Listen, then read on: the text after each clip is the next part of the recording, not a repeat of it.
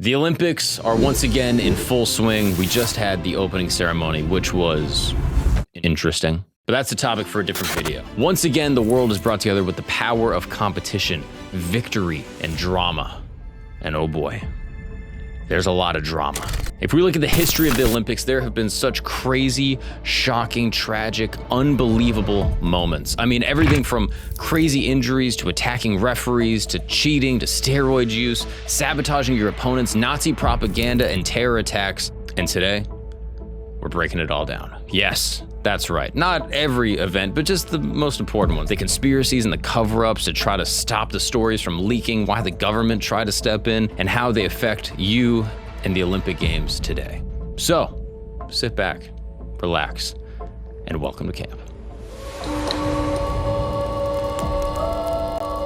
What's up, people? Welcome back to Camp Rituals. This is the show, again, different than our normal programming, but now we've already done one. This is the second one. This is where I discuss the most interesting, fascinating events that have occurred in human history on this planet to my dumbest friends. Me again. And today we're talking about the Olympics. We're in full effect, and it is in Paris 2024, but this is not the first Olympics. No? Nope. All right. A long history of Olympices have happened. Crazy fun fact. Did you know the ancient Olympic Games have been going longer than the modern Olympic Games? Oh, that's wild. Wild, right? By like 10 times. Were they every 4 years? Every 4 years. Okay. Sorry. I'm just going to burp a lot this pod. Bud Lights are hitting me, dude. First Olympic Games were held in Olympia, Greece, 776 BCE. You could say BC. That's your people. Yeah, that's a good point. Yeah. I said BCE because that's how I had it written I'll down say here. BC, but you say BC. That's Common Era. Yeah. But I'm Common before Era. Christ. I'm Common Era. I'm before Christ. All right, cool. 776, before Christ even was here, they were doing the Olympics. They did it for 1,000 years. Okay. That's true. That's crazy. Before Jesus even pulled up on us. 1,000 years that they were doing it. The modern Olympic Games have been going for like 100 years. Like 150 maybe. Oh, wow. Like 10x. That's crazy. And back in the day, it was like wild. So only Greek men could compete until Nero pulled up in 67 AD. Nero, we're going to get to him. This motherfucker's wild. God damn. 700 years of just Greeks. Only Greeks. And they would do foot races, boxing, pentathlon, which was like running, jumping, discus throw, javelin, wrestling, a bunch of other shit, equestrian events, chariots, and horse racing. The winners were obviously given olive wreaths. So first off, these Greek city-states would like all battle each other. Yeah.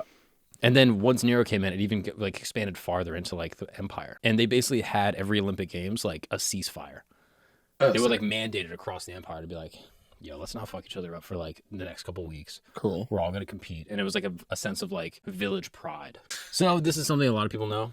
The ancient events were done naked. Kind of fire. Bring that back. Wrestling with your boys, just butt ass. Bring that back. Sprinting butt ass. Apparently like the first guy, I'm not even reading, this is just, I remember this is like apocryphal, I think. The first guy that like, they would wear like these like short little like cloth things. And he was sprinting like 100 meter and then his pants fell off and he won it naked. And then ever since then, again, this is like apocryphal. This is like legend. Okay. But ever since then, people were like, yo, we should just do this shit naked. It's faster. Like if this dude won, like, yo, just run it up naked, bro. Oh, also, this is hilarious. So they did the Olympics. The Olympics were only men. Not that I supported that. No. I don't think that's how it should have been. But it was men for a long time. That makes sense. And then, but they also had the Herian events, named after the goddess Hera. Jesus, dude. You made me chug a beer before we did this. I did not do that. I didn't make anyone do anything. They had the Herian events. The Herian events. And this was after the goddess Hera, okay? Yep. And this was a woman's only event. And it was basically just like racing. They didn't do anything else. They just had them like, they just raced them. And no one showed up except like their husbands, I think. Oh, wild. Yeah, like they would just like pull up in the arena. It was just like 5 guys and they were like, which one's yours? It was like a little league like baseball game. And they would just watch them race. They're like, great job, Money. You fucking killed it with the Herian event. But no one really gave a shit, apparently. I don't know. That's not like modern times. No. You know what I mean? WNBA is popping. I mean, we care about women's sports here. Come on, dude. Stop laughing. I've been eating all day. The beers are hitting so hard. I haven't eaten since fucking 9 a.m. It's midnight. We're on our third We're having pot. boy dinner, dude. We're having boy dinner. We just had a couple Zins and a beer. Dude. There's nothing wrong with that. I had ice cream at the studio. No, that's good. You had a little 12. Okay, 12 so the p.m. ice Aryan cream? Games. When did those start and end? I don't fucking know. Why would I know that? You said you were going to tell me stuff. Why would I don't know anything. those dumbass games? Why would I know when those started, dude? Crying. That's the dumbest shit you ever asked me. When do the women's games start? You fucking God. idiot. This is why you're my dumbest friend. Okay, this is why I have to explain this shit to you. But things took a turn for the better. Nero comes in and he adds a bunch of shit. He adds like gladiator games. Sick. This is wild. Did they fight to the death? What do you mean? You died in the Olympics? Yeah. Oh, God. They would do full-on gladiator games like between villages and people would like fuck each other up. It was crazy. I don't like that as much. So Nero came in. He was also like, yo, these games are kind of sick. Maybe I should compete. Okay. He's the emperor at the time, keep in mind. He's also a crazy motherfucker. He like killed his mom. He was like a true tyrant. Like he's like an insane human being. But he killed mad people and then also was just like, yo, I'm an athlete. Okay. So this is where it gets wild. He becomes emperor when he's 16. His main advisor is Seneca. If you're familiar with Seneca, he's like one of the most famous Stoic philosophers ever. He wrote letters from a Stoic. Yeah. And he was like one of the main influences of Marcus Aurelius. After Seneca died, Nero goes off the rails. Okay. Before Seneca dies, Nero's like kind of like level-headed. He's like doing a pretty good job, which is crazy that they made people emperor at 16. Like you would think someone would have stepped in and been like, yo, this is stupid. Yeah, it seems crazy. But Nero comes in, starts going crazy, and then starts competing in the games. Literally. Fighting stuff or just running stuff? Everything except the things that he could die in. Yeah. And he cheated in every game. Yeah. So this is where it gets wild. They had musical competitions. That was a part of the Olympics. I'm in. Including poetry and singing, where his performances were reportedly mediocre at best. Despite his lack of talent, he won awards by leveraging his position. He forced the judges to declare him the victor. He had like every single event that he was in, he won. He even won a chariot race, 10-horse chariot race. It was like super skilled. It was like the elite like chariot racers at the time. He falls out of his chariot during the race, but still wins because he basically, as he says, I would have won anyway. Oh, okay. Sweeps the Olympic Games. Like people say Michael Phelps is the most decorated Olympian. I'm pretty sure it's Nero. Yeah, it might be him. Like he like just like crushed everyone. Wow. And that's like the history of the Olympics. Okay. Weird. So, and then it ends basically 339 AD. Theodosius bans all pagan festivals.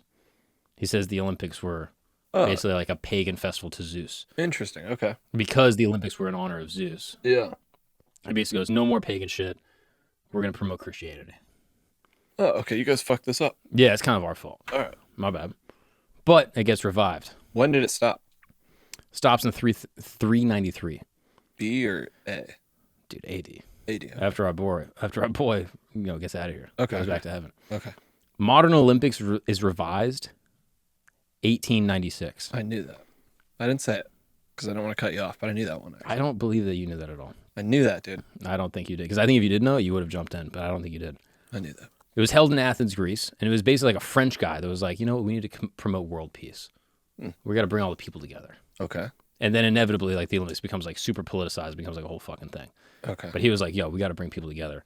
And he basically like launches the first Olympic Games in Athens. How many countries in the first one? I don't know. 13. Do you actually know that? Yeah. I'm not going to look it up. I believe you. It goes on. They do a couple Olympias. They're pretty good.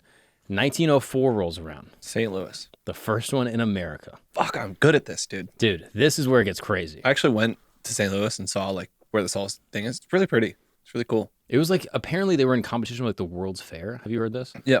So what's the deal with that? They were doing the World's Fair and they were like, oh, we're going to do the Olympics also to like overshadow it. Yeah. I don't know the full history, but St. Louis at the time was like a very popular city. It was like, insane. St. Louis is one of the only cities that had like its peak of population was like 150 years ago. What's up with Arch?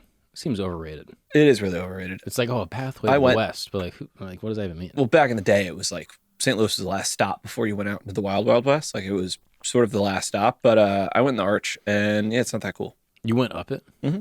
The whole thing as a kid. That. Yeah. I was like, what do you look at? You get to the very top and you're like, oh, we're looking at St. Louis. Casinos on the other side. Yeah. It seems, in Illinois. It's not really like there's much of a view. Yeah. Cool. 1904. 1904 Olympics might have been the greatest one ever. Really? In my opinion. Only because of one event. The 1904 marathon. Okay. This is the craziest shit I've ever read in my life. 26.2 miles. So before, did they change it? That got standardized at a certain point. Okay. In 1904, it's still like kind of like nebulous. Like they kind of just like roughly do it. I think this one they do is like 25 miles or something like that. I mean, that's fine. It's fine, right? Yeah. They got 32 people competing. Mhm. Apparently, also, there's like a whole crazy side tangent to this that we can get into. 1904 Olympics is like when they introduce a ton of new countries. America's like bringing people in. And apparently there's anthropologists that are coming because they want to see different ethnicities race.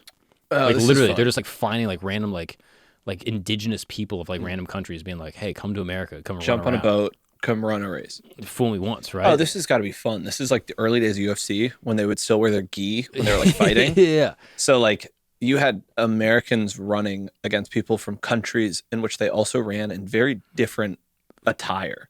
Different attire, different everything. Yeah, that's Motherfuckers fun. holding a skull running around. Like it was insane. And they just like let it rip. And apparently anthropologists were like doing it almost as like research. But there were also some like legit athletes because like the Boston Marathon had been going for a little bit at this point. And so like they had legit athletes that were in there too, plus just like people from countries just trying it out. The way that this thing goes down is insane. So 32 people start to run. Okay. In the marathon event. In the marathon. Okay. So it starts with like 5 laps around like a stadium track, okay? And then they veer off the stadium track and they're supposed to go down these roads. There was huge flooding that happened like right before the Olympics. So they're like, you know what, we're going to divert it because the roads are flooded. Okay. We're going to take them down dirt roads. Okay. So they're taking them down dusty roads. The car is kind of just coming around. And so they have like cars going in front and behind them. Okay. So as the cars are going, they're kicking up dust the entire time.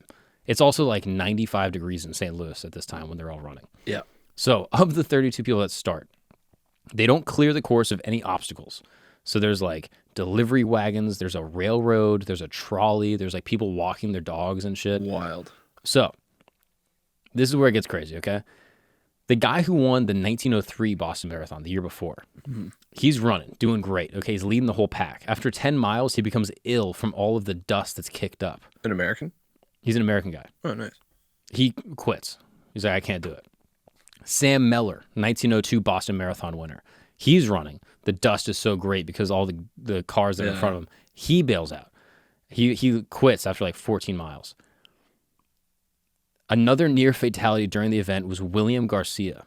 He was found lying on the road during the marathon unconscious with several internal injuries that had been caused from breathing the clouds of kicked up dust. It's insane. It gets even crazier. So someone finally crosses the finish line, okay? So 13 minutes slower than the winning time in 1900, this guy, Frederick Loers. He's the winner. Everyone's like so stoked. Alice Roosevelt, the daughter of the president, Teddy Roosevelt, comes over. They take a picture with him. They put a wreath on his head. Everyone's going crazy. They award him the gold medal. And then as like people are kind of coming up, people are running up from the back, like audience members, like people that are spectating. And they're like, yo, this guy cheated. Oh, wow. He didn't actually win. Loers had not run the entire race. He was suffering cramps and dropped out of the race after the 9th mile, hitched a ride on the back of a stadium car, and then waved at spectators as he was running and at the other runners. When the car broke down at the 19th mile, he ended up running like the last 5 miles, crossed the finish line. Wow. Pretended he was the winner. Everyone was like, dude, you won. And then immediately the other people come up, they're like, no, he didn't fucking win. Basically, the race officials were like, yo, did you cheat? And he goes, yeah, I kind of cheated, but it was a joke. He's like, you understand, I was just kidding around, okay? Yeah, ha-has. They banned him for life, and then his family formally apologizes, and they were like, yo, we didn't really mean to lie. The next year, he wins the Boston Marathon. I mean, I wouldn't trust him. Crazy, right? Yeah, I wouldn't trust him at all. So he literally cheats, runs the whole thing, and then apparently is like also an amazing runner. He just like had cramps. He was like, yo, my bad. Wow. It gets even wilder. There's this Cuban guy. He joins the marathon at the very last minute. He came from New Orleans after losing all of his money gambling. Fire. He was like a degenerate Cuban gambler, loses all of his money. This guy, Anderon Carvajal, loses all his money. He's like, yo, I'm going to hitchhike to St. Louis. And he's like, yo, I'm going to run it. He runs it in street clothes, cuts the legs around his pants and makes them into shorts. He hadn't eaten in 40 hours. As he's running, he sees a spectator eating peaches. He's like, yo, can I have a peach? The spectator's like, no. And then he stole both the peaches and then just keeps on running. And then he stops off at an orchard, eats some apples, which turned out to be rotten. The rotten apples cause him to have stomach cramps, in which he lies down and takes a nap. Despite his discomfort, he ends up finishing the race in 4th place.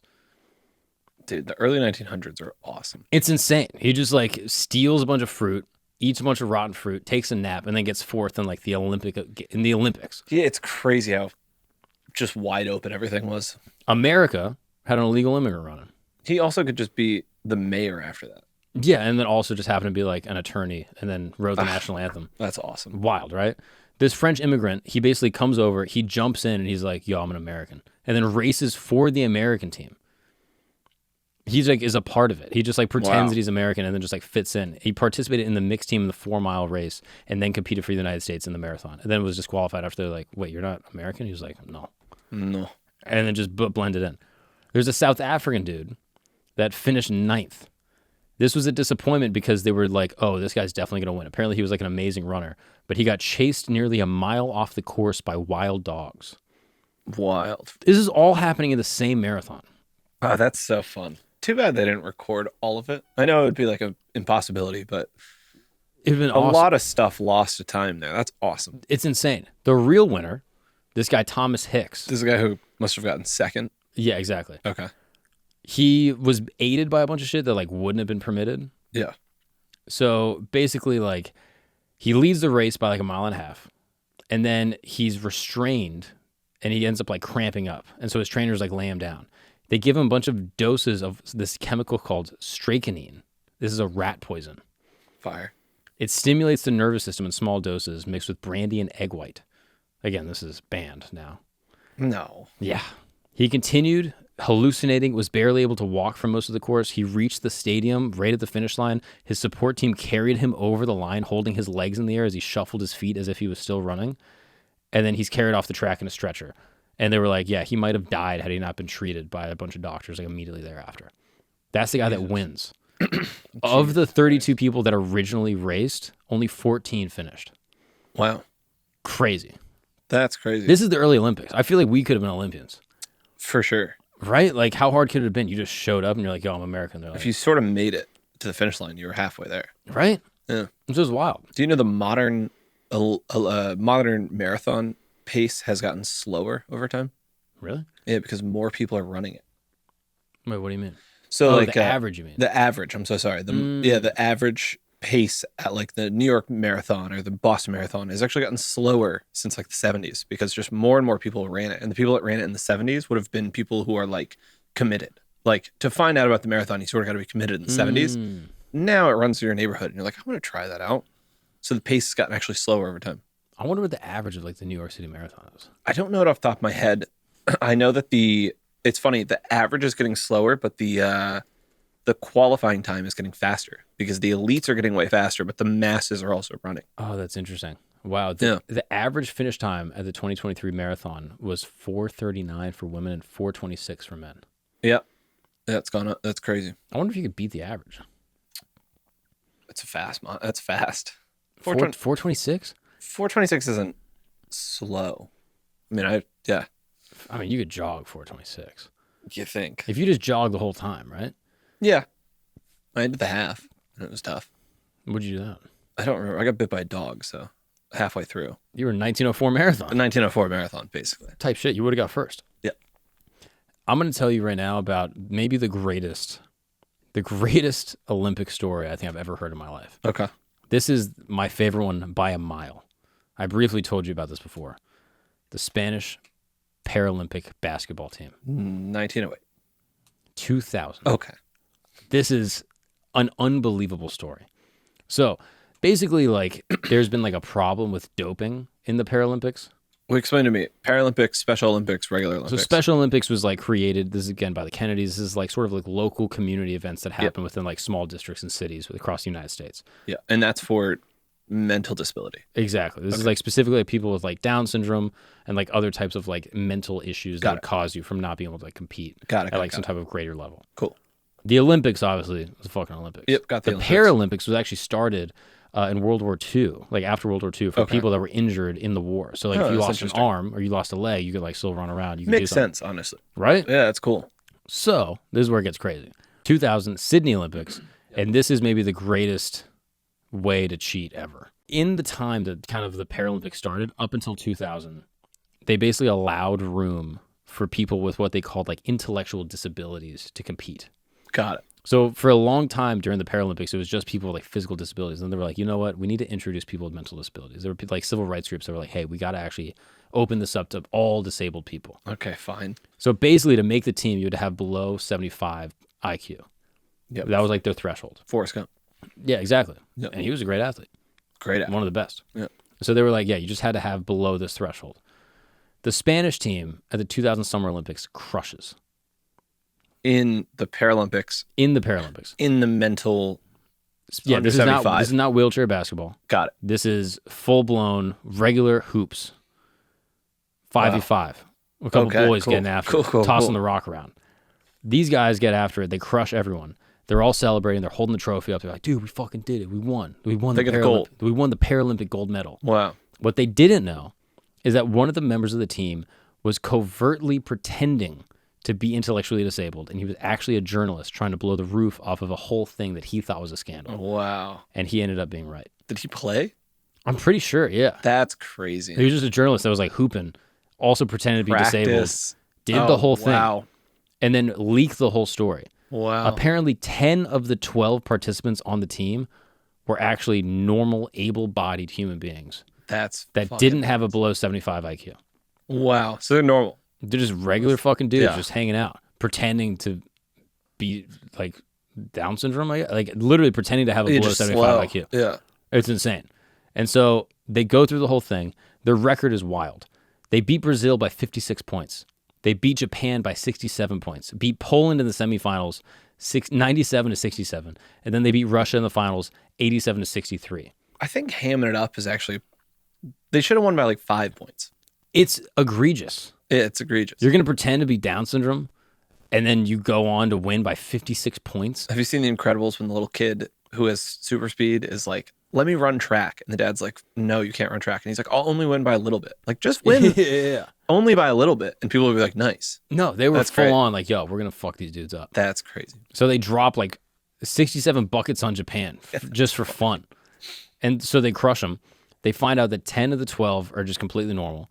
And then it goes through like a whole thing. Wow. The actual like head of the team was like, no, this is bullshit. And then he ends up being like, yeah, I cheated. Wow. 2 weeks later, the team's disqualified. They're ordered to return their gold medals. Couple things with this. These Spanish guys had to tell their families like, yo, I'm playing for the Paralympic team. Yeah, don't tell anybody. Like they were literally just like on TV. I bet you they had friends hitting them up, like, or hitting up their siblings being like, bro, I always knew your brother was like a little. Like a little. And then they had to be like, no, he's actually just pretending. Or you'd be pissed. You'd be like, we got the same grades in the same classes. Yeah. I cheated off that guy. You went to college with me. Yeah, that's so and now funny. you're dropping buckets in the Paralympics. That's funny. I always think, what if they didn't win? Like, what if they came like third? And they're like, damn. Well, then you got to suspect the other teams. Yeah, you gotta. I would immediately snitch on them. Be like, yo, look into fucking Yugoslavia. Yeah, look into those teams. Right? Like they fucked us up. Some people suspect that the Russian team was also cheating. What'd they get? They lost. They lost in the final. Silver. Yeah, they got silver. But you got to the final and you were like, wait a second. These guys seem like me. Yeah. And honestly, though, like if you want to win a gold medal this bad that you're willing to cheat in the Paralympics, like, yeah, maybe you are retarded, bro. Like, I don't, like, it's just crazy that you would want to win that bad. The coach apparently told them to pretend to be dumb. Yeah, because they're also in the Olympic Village. Maybe at the same times as the Olympic athletes. I don't know, or if it's all Paralympic, but like, that's got to be such a weird experience. Yeah, they have to pretend to be, like, literally they're told, like, hey, pretend to be like if you do media, like, I don't know. Be slower. And it's like, what? And the craziest part, there's 2 guys on the team that are actually below 75 IQ, that are actual participants that the games were supposed to be for. Make them the spokesperson, huh? They thought they won. Yeah. Send those people out whenever they do interviews. Yeah. They're like, yeah, man, that game was amazing. No one passed me the ball, but I had a lot of fun out there. No one Never saw the court. No one threw me the rock. You know, I was open on the 3-point line a bunch of times, and no one tossed it to me. That was pretty annoying. But, you know, we won, and that's all that matters. I love giving it up for my guys, my team. Wow. Those 2 guys got stripped of their gold medals that they rightfully won. That's a bummer. And I'm curious how they determined who was actually above 75 IQ afterwards. Yeah. Like, I would have just tests. But you can flub that so easy, right? Yeah. Oh, yeah. I guess you're right. You could just go down. Right? Just be like, oops, nope. Yeah, yes. do the capture test. It's like pick a fire hydrant. Yeah. Like, oh, turtle apple mailbox. Yeah, I can see why it was good intention, and you needed to have people that were also good intentioned to do exactly what they're hoping to do, and it's impossible. Yeah. Because people are going to cheat. After this, they basically banned this whole division. So now it's only physical disabilities. I think they reintroduced it in 2009 for swimming. I don't know why. According to the IPC, they basically were like, okay, people with intellectual disabilities are allowed to compete again in the swimming event of the European Championships. How interesting. I don't know why swimming. It's a mystery to me. But they were basically like, and then they introduced like this thing of like sports intelligence to like try to like confirm people, like they upped like their testing regulations and shit. Interesting. But they like banned it for a long time, and they're like, yeah, these guys ruined the whole thing. That's so interesting. Have you ever watched the Paralympics?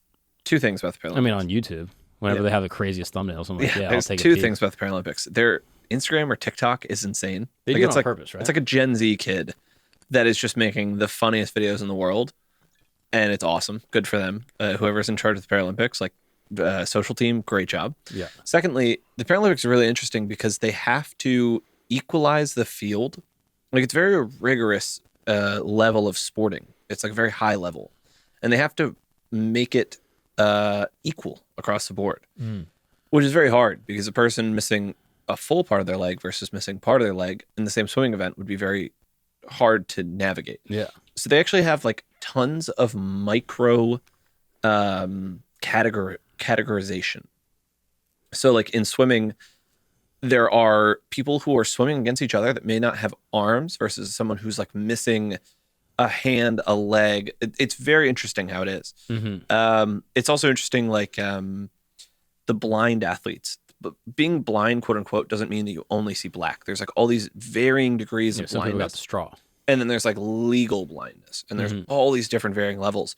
So to make them equal, they will play with blindfolds on if you have some sight versus someone who doesn't have sight. But like, is that for every game? There's no way. I think so. You're gonna do darts blindfolded?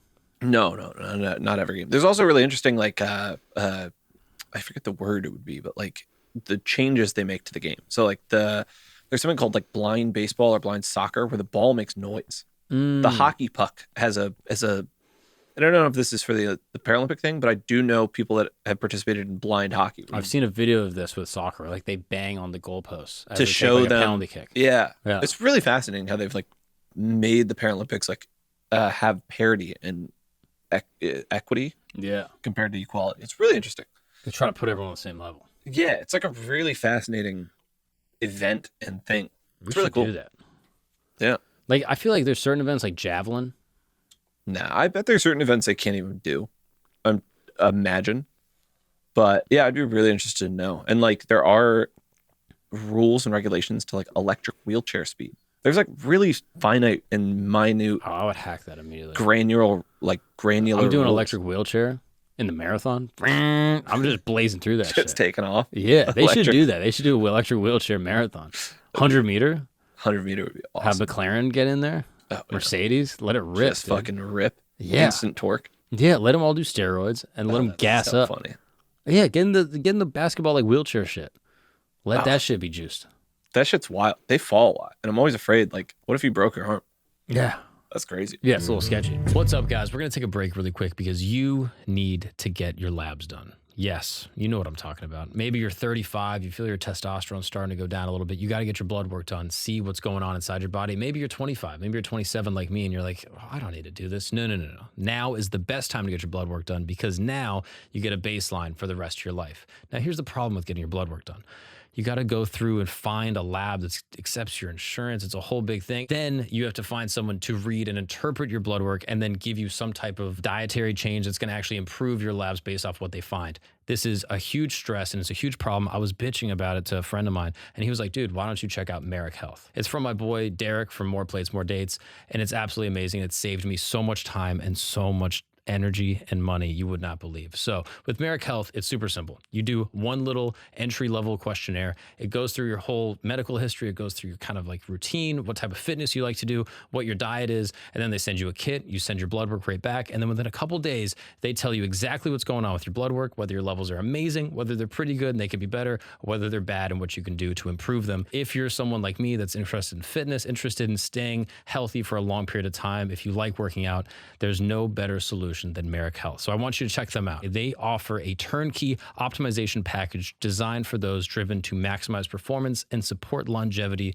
with the most elaborate testing available on the market. So I would recommend you check out Merrick Health. If you're interested, listeners of this program will be getting 10% off at checkout if they use the code GAGNON, GAGNON, at Merrick Health. Again, that's Merrick Health, M-A-R-E-K, health, HEALTH.com/Gagnon, and use the code Gagnon at checkout to save 10%. Take control of your health, go to them, fill out the questionnaire. It's like ordering something off like Uber or like buying something from Amazon. It's just a couple easy clicks and you can get a kit sent to your house, blood work done, and an entire regimen to improve your health. Check them out, merrickhealth.com. Now let's get back to the show. There's only one guy, no, not one guy. There's been a handful of people, but there's one infamous one that competed in the Paralympics as well as the regular Olympics. Oh, interesting. How so? Oh, well, I know one. Who's that? Oscar Pistorius. Exactly. His story is crazy. I know something. Yeah, you know the thing. Yeah. So he basically went to prison for what they called like a culpable murder. There's like a specific South African law for murdering his girlfriend.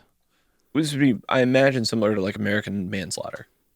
Similar. Okay. But basically it's like you shot at someone recklessly without knowing what was going on. Interesting. So the story as it unfolds, okay? Basically like what's a proven Did he fact. medal in both?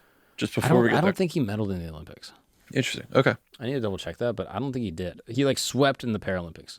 Yeah. And then there was big controversy from what I understand. What I remember was like, do his blades, which are the things attached to the bottom of his legs, which are carbon fiber, do they make him faster than actual athletes? And then there was like a whole debate on like, can the athletes even complain about this? Or is it sort of like their hands are tied in the fact that they can't complain that like the guy with no legs is also competing? Well, he never won. He never medaled in the Olympics, as far as I can see here. Okay. Ran for South Africa. Ran for South Africa in the Paralympics. He like crushed everyone. Wild. 100 meter, 2012. He won a gold, 400. Like he was like a stud in the Paralympics. And the murder, back to that, is now, or I'm sorry, that was not an Olympic event. That was completely separate. Shit. That was not a part of it. They have archery, but this was completely separate. Okay.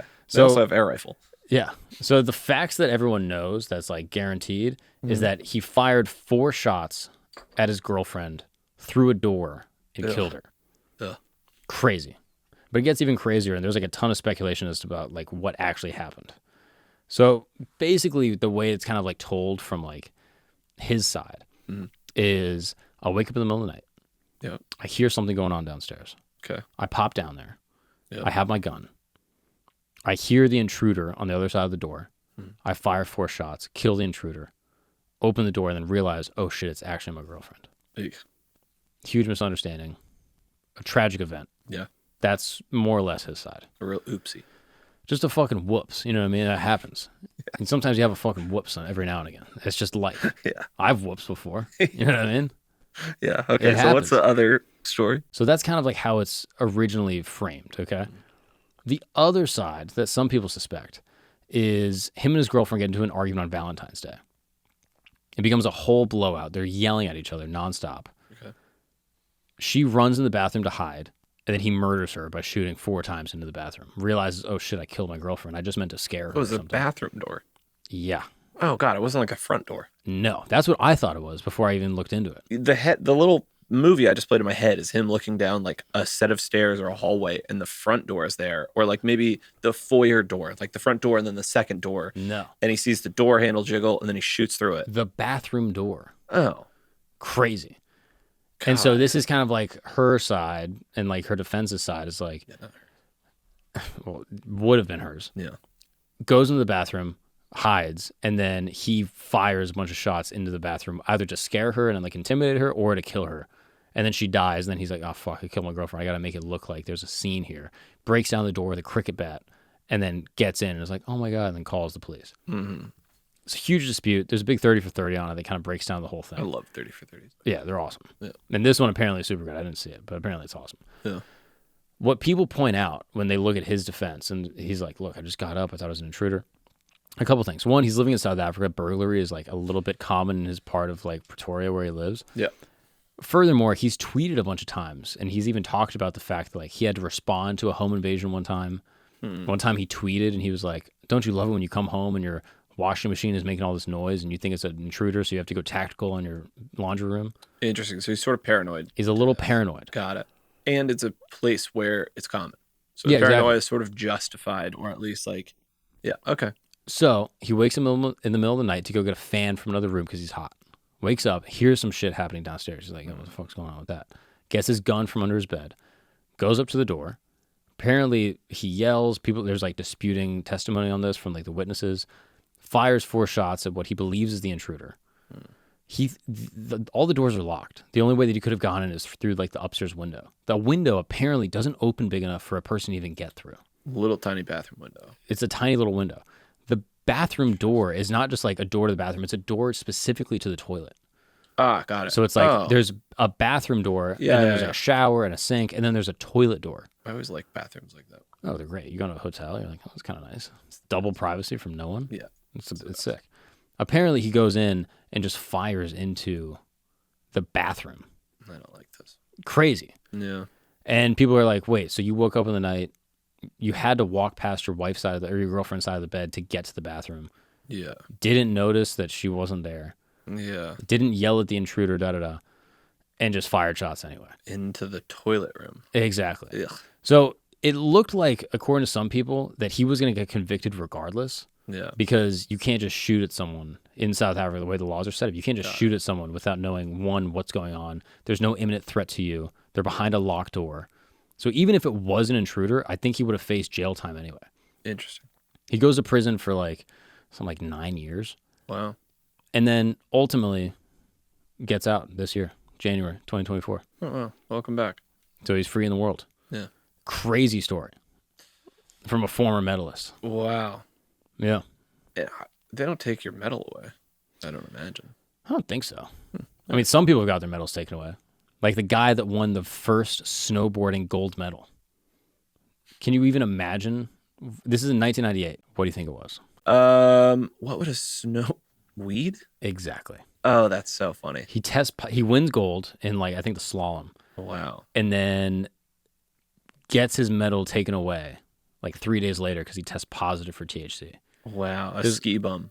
Literally. There's a whole fucking thing about this. So he claims, again, at the time, he's like a young dude, snowboarding's just on the horizon. They tell him before the Olympics, yo, you can't smoke weed. He goes, no problem, that's fine. Okay.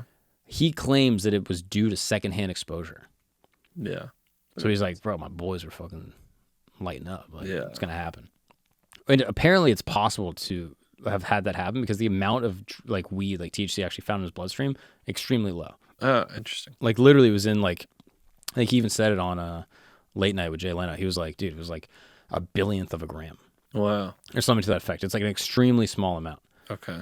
So they basically try to take his medal away. The Canadian Commission backs him up and they're like, no. Canadian guy? Yeah, Canadian dude from Whistler, I think. Oh, cool. They back him up and they're like, no, this is bullshit. Yeah. He's able to keep his medal, but it becomes a whole issue. He's banned from entering the United States, specifically put on a no-fly list that's created after September 11th. Wow. He's not able to compete in any of the X Games. What? What the fuck? Insane. If there's a place where weed smoking is prevalent, it's the fucking X Games of the early 2000s. They don't let him into the country. This is crazy. Not able to get into the X Games. And then in April 1998, the IOC officially banned cannabis use. So they banned it completely. And then they sort of changed it. And by 2013, they raised the limit. Thank God. So it was at the time, it was 15... picograms with a blah, blah, blah. I don't even know what that is, nanograms per milliliter. Yeah. And they raised it to 150. And that basically bars the threshold to where it's oh, you just aren't using it during the event. Why? Whatever. I mean, they're basically you can't use it while you're competing because some people believe it could be a performance enhancing drug. Sure. And so they're you can't use it while you're competing. But if it's in your blood from 3 months ago, then, we're not going to clip you for that. Apparently, I was looking into it. Sha'Carri Richardson. I think she had above that threshold. Interesting. So she's probably, possibly, and allegedly. I think she said that she had used American Queen. I'm not in any way disparaging her. I think she said she was using during the trials. Which is fucking so sick, dude. Yeah. If you're getting beat by a girl who's toked up, lungs are cooked, and just ripping. That's a Michael Phelps shit. Yeah, literally. Yeah. So he ends up going on and creating a weed brand called smart. Ross Gold. Smart. and like now is like one of like the leading guys in like Canadian legalization of weed. Oh, that's smart. Ends up getting involved in like local politics and shit. Like he's like big on it. Huh. And is a straight up Olympic gold medalist, first gold medal in snowboarding. But he got to take it away, you said. They try to take it away. Oh, okay. I mean, good for like Canada standing up for their boy. The Michael Phelps thing is so bullshit too. He lost his Wheaties deal. And like Kellogg's, all that shit got like taken from him. Apparently Visa stood by it, which is sick. That is sick. Basically, for anyone that doesn't know, this happened like 2009, I think. He's at like a college party in like Charleston, South Carolina. Interesting. Ripping out of a bong, a picture leaks. A student like takes a picture and shares it. Crazy. Narc. What a bitch. Right? Narc. You assume it's a woman. Racist. No, I don't mean that. Like, what a bitch as a woman. I meant like, what a bitch. Just like, what a bad person. As a guy. Like what he's acting like a woman. Bad person. He is a bad person. Crazy. That is true. That I Leaks said it. that. Yeah. And it goes out. And then he apparently loses like a ton of money. Crazy. At the time, he's already like an Olympic gold medalist. Yeah, of course. He's 23 at the time. That's what people don't consider. Like, oh, this kid was 23. Yeah. And his whole world comes crashing down. He obviously is like now super outspoken with like mental health shit and like apparently struggles He's with got a great stuff. book called Under the Surface. It's like an amazing book. It's a good title. Yeah. But like he deals with like anxiety and a bunch of stuff. Yeah. You can imagine, oh, I just won a bunch of gold medals. I'm dealing with a lot of shit. I just want to toke up one time with my boys. Yeah. And they try to ruin his life over a bong rip. Yeah, which is funny because he was like that guy. He was like the clean cut one of the group. But like, Ryan Lochte was smoking so much weed. There's no doubt in my mind. Do you know the Lochte story? No, I don't. Sounds like we've set this up. We're moving very quick. We're like doing a great job pinging off each other. Yeah, it turns out we have fucking chemistry, dude. Yeah, Weird. we how that got a lot of happens. chemistry, dude. There's no way we could have scripted this. That you I would know have been nothing. 4 That's beers deep in the middle of a pod. I have no idea what you're going to say. What's the Lochte story? I really liked 2016, they do the Brazil Olympics, right? Yep. Did you hear about this gas station event that happened? Oh, he got like robbed. Crazy. So Ryan Lochte, again, like an amazing Olympian, No doubt. like an insane dude. We would love to get him on Camp Gagnon. Specifically, yes. So the way the story kind of goes, Mhm. he wakes up and he starts reporting like, "Yo, I got held up at gunpoint." On like Twitter? He does like a TV appearance. He like reports it into like Oh, internally. yeah, I remember watching this. So he reports it internally and then goes on news and is like, "Yo, a guy like held a gun to my head." Crazy. And then apparently people tweeted like, "Yo, like Lochte was just like had a gun held to his head. We got robbed." Da da da da. Yeah. And it became a whole thing. And it was like, "Yo, look how dangerous Rio is. Like this is insane." Again, this is 2016. Apparently, that's not exactly what happened, and there's disputes over what happened. Okay. So basically, they're like out drinking. It's him and this kid Jimmy Fagan or Yep. Feigen. Yeah. And they're out drinking. They're having a good time. They meet up with a couple other teammates. They go to like a gas station or like a little like convenience store. Yeah. And they're like hammered and they're just like peeing, you know what I mean? Just fucking doing guy shit. And again, it's still sort of disputed what exactly happened. They claim that like someone came up and robbed them with a gun to their head, like, "Yo, give me all your shit." Yeah. What the store owner claims is they came in, they peed on my building, they ripped down the sign, they went in the bathroom, broke the soap dispenser, fucked up the whole bathroom. And then I checked them and was like, "Yo, are you going to pay for that shit?" And then they gave me money as like a sorry. And then that was it. It's alleged they find like security guard and they get like a bunch of security. Apparently the Brazilian government's like pissed about this because they're like, "Yo, we're doing an Olympic event and you're saying that Olympians got robbed when actually you guys were being dickheads." They were like doing crazy shit to clean up Rio. Yeah, every Olympic Games is like, you look how sick our country is. Yeah. So apparently this was a little tricky for Rio. Yeah. And so they all of a sudden have this bad press from one of like the most acclaimed Olympians. Yeah. Is like getting robbed. And they're like, "Yo, this is fucked up." So they start investigating. They find a security guard that's apparently on duty. And so the security guard story is like, yeah, they came in, they were being rowdy, and there was a gun involved. Ooh. But it was never pointed at anybody, and they gave the money up. Great. What I'm suspecting happened, just based off of everything that I've put together. Again, Lochte still says to this day, as far as I understand, he's like, the story about me vandalizing the bathroom is absurd. It never happened. Okay. He was like, "There's no damage to the bathroom. The door was locked. I couldn't even go in there. I never went in." What I think happened is that they came in kind of drunk. Yeah. They were fucking around the gas station. They peed outside, just doing what guys do. Sometimes some shit happens. They probably bumped into an aisle. Maybe one person went in the bathroom and like peed on the fucking toilet seat. Yeah. The store owner was like, "Oh, these dumb Americans are coming to my spot, ruining my whole thing." He checks them and has like a gun on his waist and pulls it out. He's like, "Yo, you guys got to pay for this shit." Never points it at anyone, but he like is intimidating them. They give up their money, and then they call it a day. Yeah. These guys are now pissed. Like, yo, did that guy fucking threaten us? Apparently, Lochte claims that he was still drunk the next morning when he gave the interview on TV. And he was like, yeah, I shouldn't have said that. I technically lied. So I think they both embellish the truth, like support their side. So the store owner was like, yeah, they fucked my whole place up. I don't think that's true. That's crazy. And then him being like, yo, they pointed a gun on my head. And that's also not true.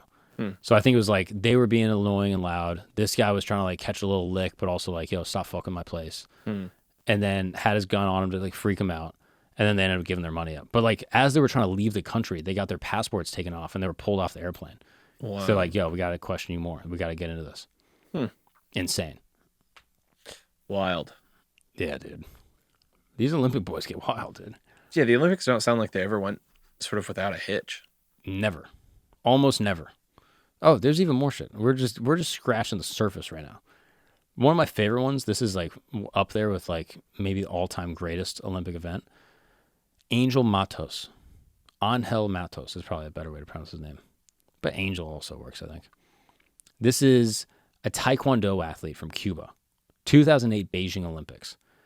So apparently the judging for this Olympic Games has been like terrible in Taekwondo. There's been a bunch of fights and a bunch of like matches that have been like contested and like weird judging has gone on. Matos is winning 3-2 in the round. Or in the whole match. He's like he's crushing this guy, right? 3-2, he's doing his thing. Basically, with a minute 2 left in the second round, he falls to the mat after being hit by his opponent, this Kazakh guy. He's sitting there, his toes fucked up. He's like, damn. He's waiting medical attention. In the Olympic Games, you have 1 minute for like a medical break. Okay. He ends up taking 1 minute, 2 seconds. Oh, God. Time runs out. He gets pissed. Rightfully so. He's disqualified. He's like, yo, what the fuck? 1 minute, 2 seconds. The judge is like, yo, it's 1 minute. Like, you fucked up. Okay.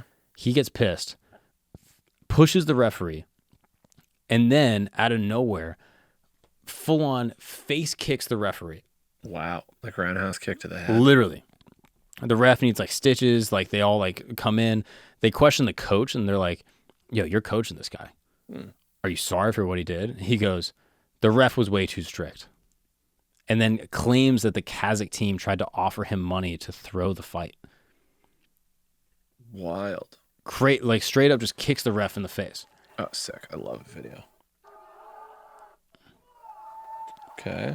So he's waiting medical attention. He stands up. And he's like, yo, what's the problem? Like, yo, what's good? They're celebrating. He walks over to the ref and he's like, yo, this is some bullshit, bro. This is some bullshit. Like, there's no way you can do that. Bang. Wow. Kicks him in the face. Starts to check him. People rush in. They're like, yo, you can't just kick the ref in the face. Wow. He punches like another judge. He's like, yo, this is bullshit. Gets banned forever. I mean, sort of rightfully so. Yeah, you can kind of see both sides. Who beat right? him? Kazakhstan? Yeah, Kazakh guy beat him. And apparently this guy was like nice. He was like fucking people up. That's crazy. Wild, right? And apparently the judging was like messed up the whole time. It was like a whole controversy. People were like pissed about it. And specifically fighting and a lot of like the judging sports have like a ton of these kind of controversies. Yeah, I'm sure. I mean, I think judging sports to me are the hardest ones to like I almost don't believe in them, bro. I'm like, yo, you can't.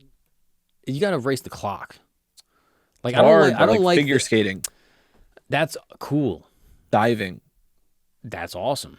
It's cool, but it has to be judged by someone. Yeah, I don't like that it's a judge thing. It makes sense though. The harder the dive you're going to do, the more points you potentially could get. So you're encouraged to do more technical dives, like a harder Go take thing. that to diving, bro. Like if it's not going to be like, yo, you won or you lost. Yeah. I'm like, yo, this is crazy. It's just like some guy that's like, yeah, I'm going to figure it out. Like, I don't know. Like, again, I don't know shit about figure skating, but like I watch two figure skaters. I'm like, yeah, they're both amazing. Can I tell you a modern controversy that's happening right now? In the American Olympics right now, there is a, they used to pick male gymnasts and female gymnasts, I'm sure the same way, but they would pick them based on sort of like judgment and guessing. It was sort of like a scouting thing. And there was people who've been in gymnastics for 40, 60 years, and they were the coaches and they were the scouts and whatever. And they'd pick these people based on who they think could win if they all did well and got the most points, because it's not like, it's a team sport technically, and you gain points and the whole thing wins, and then you can win as a team. The Olympic gymnastics teams will win. They switched to a algorithm that will pick the best person based on each one. And this year there's a controversy because the people that the algorithm picked isn't technically like the best, isn't agreed upon by any of the quote unquote like Olympic gymnastic experts who have been in the game for like 40, 60 years. These are the coaches, these are veteran officials. But the algorithm picked a guy who only does one event and is the best at that one event. So they're hoping to win there, but isn't good at any other event. So it's a very it's a very different strategy this year on the US Olympic team than years past to win the whole thing.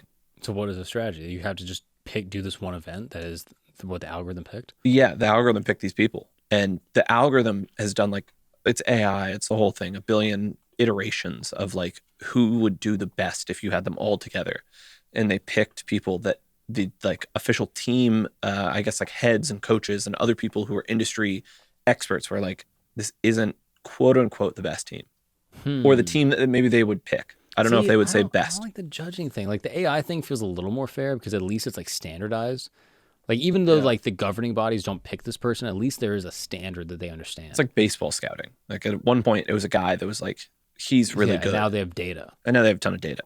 So I kind of support that a little more. But like there's just so many of these events where it's like for example, 1988 Seoul Olympics. Great logo. This South Korean boxer, again, this is in Seoul, South Korean boxer Park Si-hun beats Roy Jones Jr. in the final. Yep. Korea versus America. They're going at it. Roy Jones Jr., with all due respect, is fucking this guy up.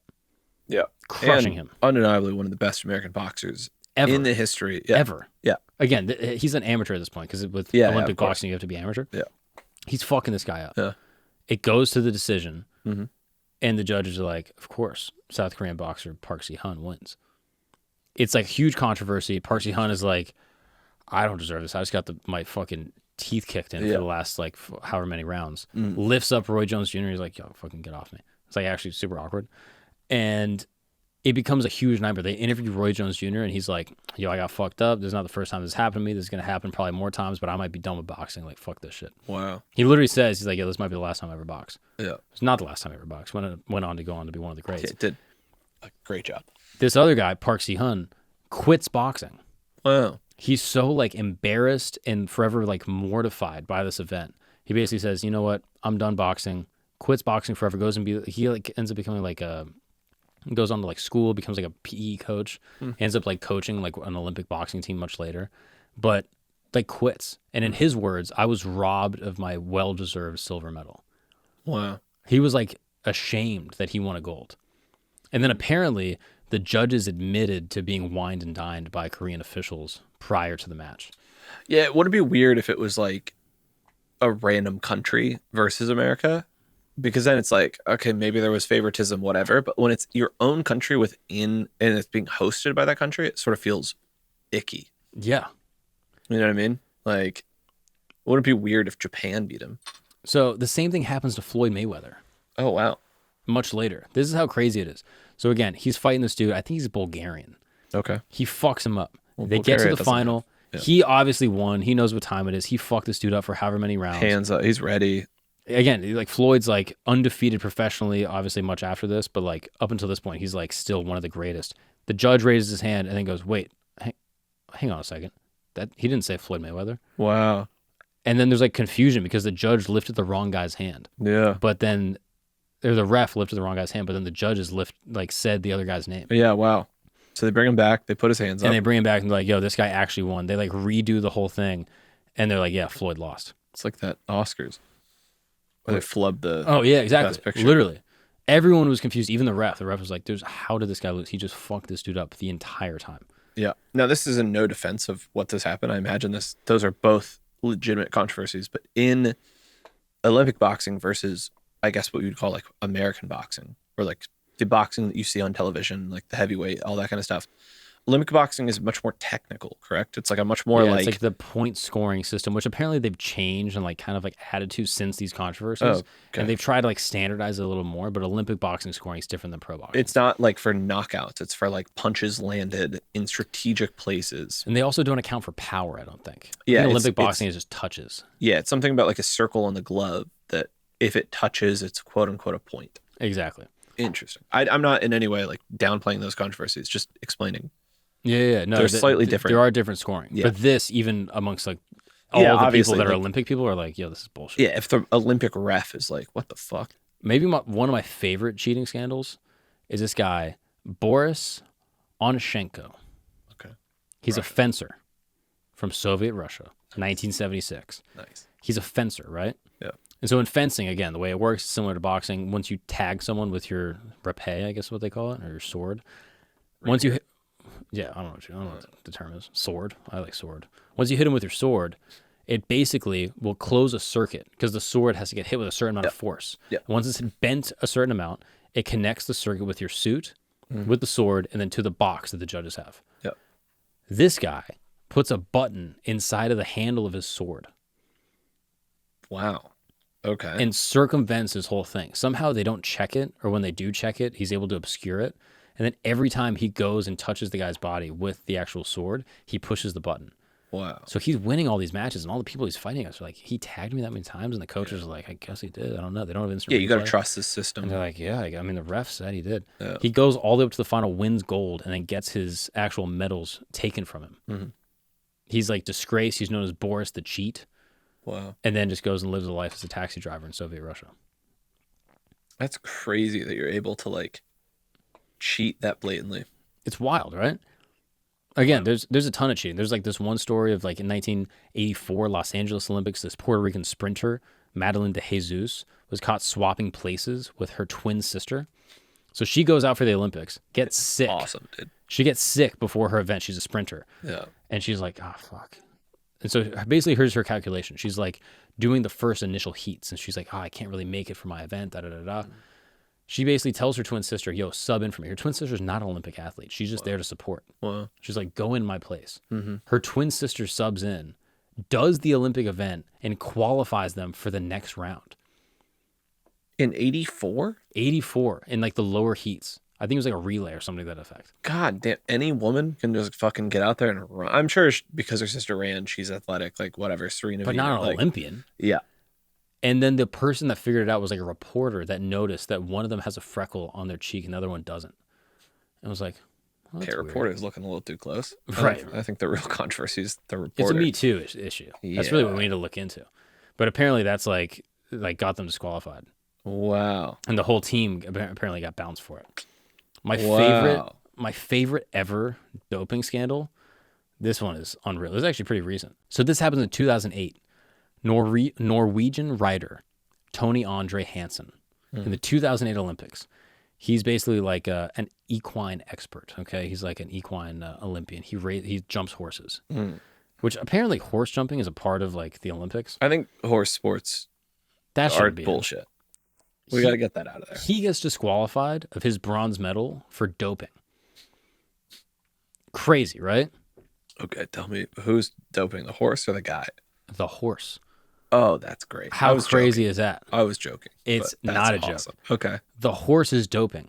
So basically when the horses jump, sometimes they'll like their little hooves will hit the edge of like the little bar they're jumping over. And it's a little painful, but it's not too bad.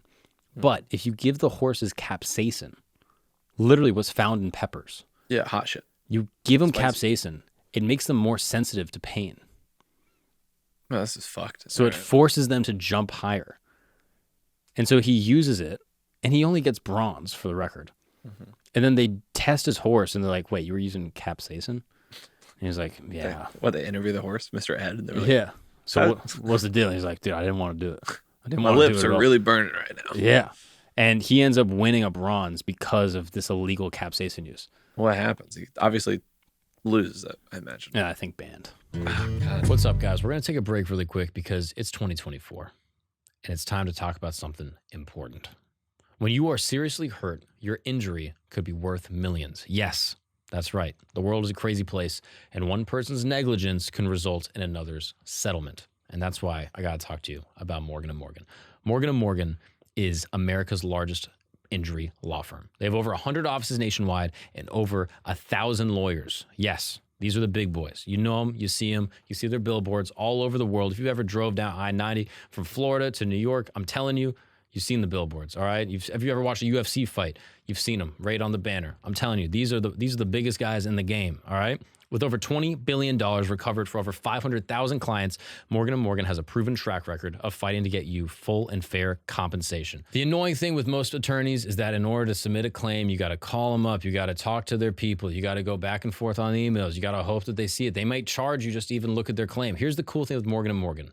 With 8 clicks or less, you can submit a claim, and one of their licensed attorneys will take a look at it and get back to you. It's that easy. It's like ordering something off Amazon. It's just a couple clicks. You can submit your claim very easily and cheap.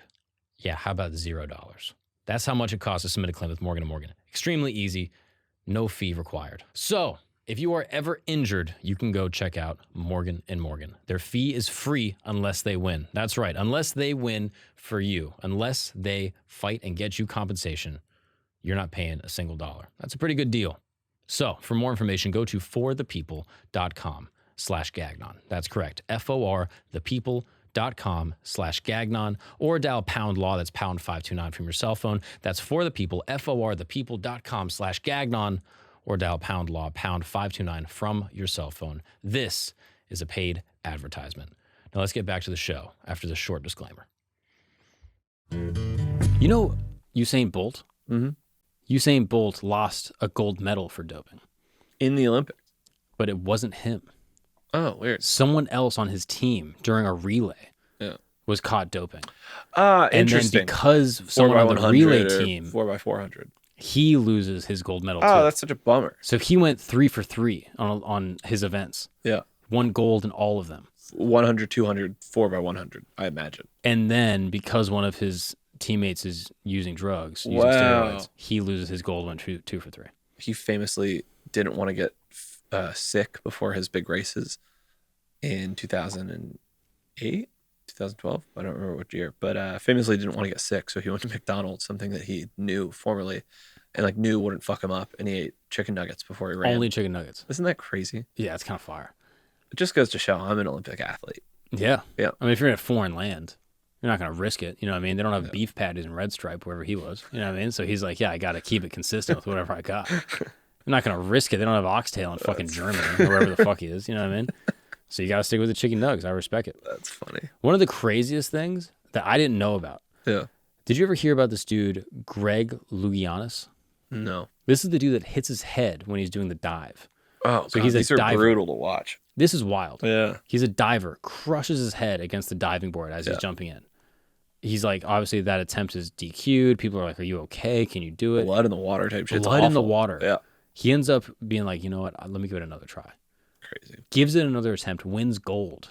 Wow. They find out later that he's HIV positive and didn't tell anyone. So there's blood in the water, and he's just like, oh, I mean, it's fine. I mean, technically fine, I imagine. I mean, from it's HIV. I understand, but I imagine it's technically fine. I mean, no one got HIV before, so it's course. fine. But it was a crazy curveball. I remember seeing the video of the dude hitting his head, being like, "Oh my God, that's crazy!" And then he wins gold, and you're like, "Oh, that's amazing!" And you're like, "Wait, he's HIV positive? What the fuck?" Good for him for fucking Magic Johnson that shit. Yeah, he ends up thugging it out. And what country? I think he's American. Wow. I don't know. I gotta check that. But pretty crazy, right? That's insane. Maybe okay, let's get into the more morbid Olympic events, more morbid Olympic things. We've had HIV positive people. We've had someone die so far. Let's do it, dude. Right? Yeah. The Nazi Olympics. 1936, Berlin. Jesse Owens shows out. Yeah. So there's some great American folklore from this Olympics. It's crazy. Yeah. So he pulls up. Adi Dassler, the founder of Adidas, Mm-hmm. he visits Owens and he's like, yo, you should wear Adidas shoes. This is the first sponsorship of an African-American athlete. Wow. Adidas. They're like, yo, just wear our shit. He ends up winning gold in the 200-meter sprint. Do you know who he beat? No. A guy named Mac Robinson. Does that name ring a bell? No, I wish it did. Jackie Robinson's older brother. Oh, I've heard this. How crazy is Isn't that fucking nuts? Jackie Robinson, the guy that broke the color barrier in baseball. Yeah. His older brother happens to also be a freak athlete. Makes sense. And he's going to win gold. Wow. And then Jesse Owens takes it. Wow. Wild, right? That's insane.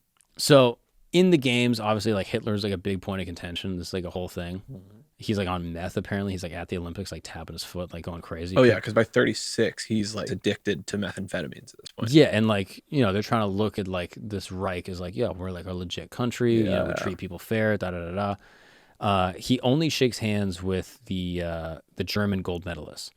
That night, he apparently is like really cool with Jesse Owens. Yeah. Like in private. Yeah, and he's like, yeah, he gave him a friendly smile and a Nazi salute, according to Jesse Owens. FDR doesn't give him anything. Yeah, I've heard this. I've heard the president of the United States like snubs him kind of. Like he invites a bunch of people to the White House. All the white Olympians go, but like the black Olympians aren't invited. I mean, we're like 25 plus years from civil rights, which is crazy to think. Yeah, it's insane. Yeah. And so he was almost like, wait a second, what the fuck? Like, why am I being treated better by Nazis? Insane, right? I think he famously said he was treated better by Hitler than he was FDR. Yeah, I've heard that. Yeah, I'm assuming that's true. Apparently he wins 4 gold medals for America. But like the Nazi Olympics are like a whole big thing. It's crazy to me. That like in the middle of like this entire like coup of power, Hitler comes in and they run an Olympics and like apparently it goes pretty well. It really legitimizes them apparently on like the national scale. It's crazy, right? Yeah. Like this country is attempting to legitimize themselves internally and externally. And they hold an Olympic inside of their borders. They have everyone show up. France, England, America, other like major Western powers. And apparently the Munich Olympics were Berlin, I'm so sorry. 36 Berlin Olympics were like a real point of like, dude, these guys are doing great. Yeah. Post World War I. Yeah. Yeah. So that's not the only like racialized Olympic event that we have on the list. Okay. We're going to fast forward. Peter Norman in the Black Power Fist. 1960 Mexico Olympics. 1968.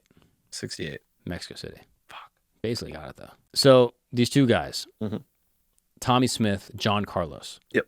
They raised their fists as a Black Power salute during the 68 Olympics after winning gold and bronze.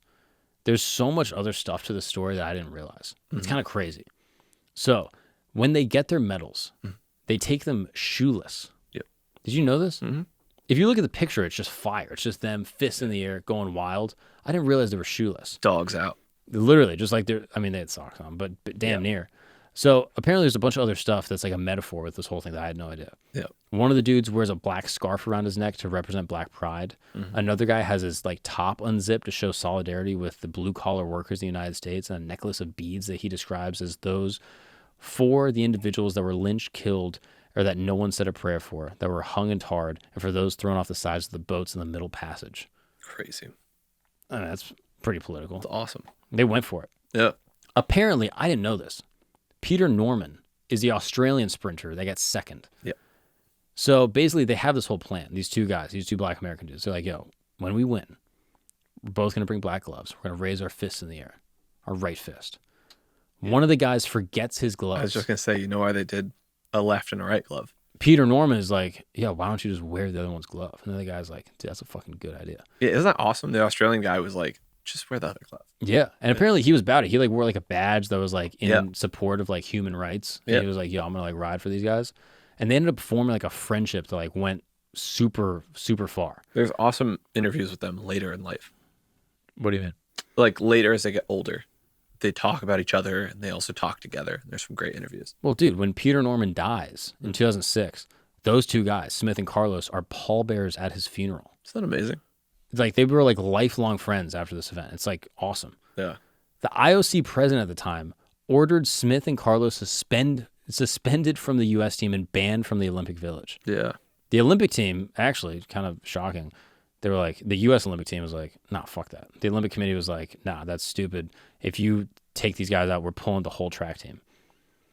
They basically like went on and on. They had all these deliberations. They ultimately did pull the 2 athletes out, but like they kept their medals. Yeah. And like that was kind of like their sort of like agreement. The same Olympic IOC president, he was the president of the United States Olympic Committee in 1936. Wow. What was that Olympics, Miles? Berlin. That was the one that he made no objections to the Nazi salutes. And he argued that the Nazi salute was a national salute at the time and was acceptable in the competition of the nations. So the same guy that was like, yo, these guys got to get out of here, also were like, yeah, the Nazis, I mean, the American National Nazi Party sold out MSG.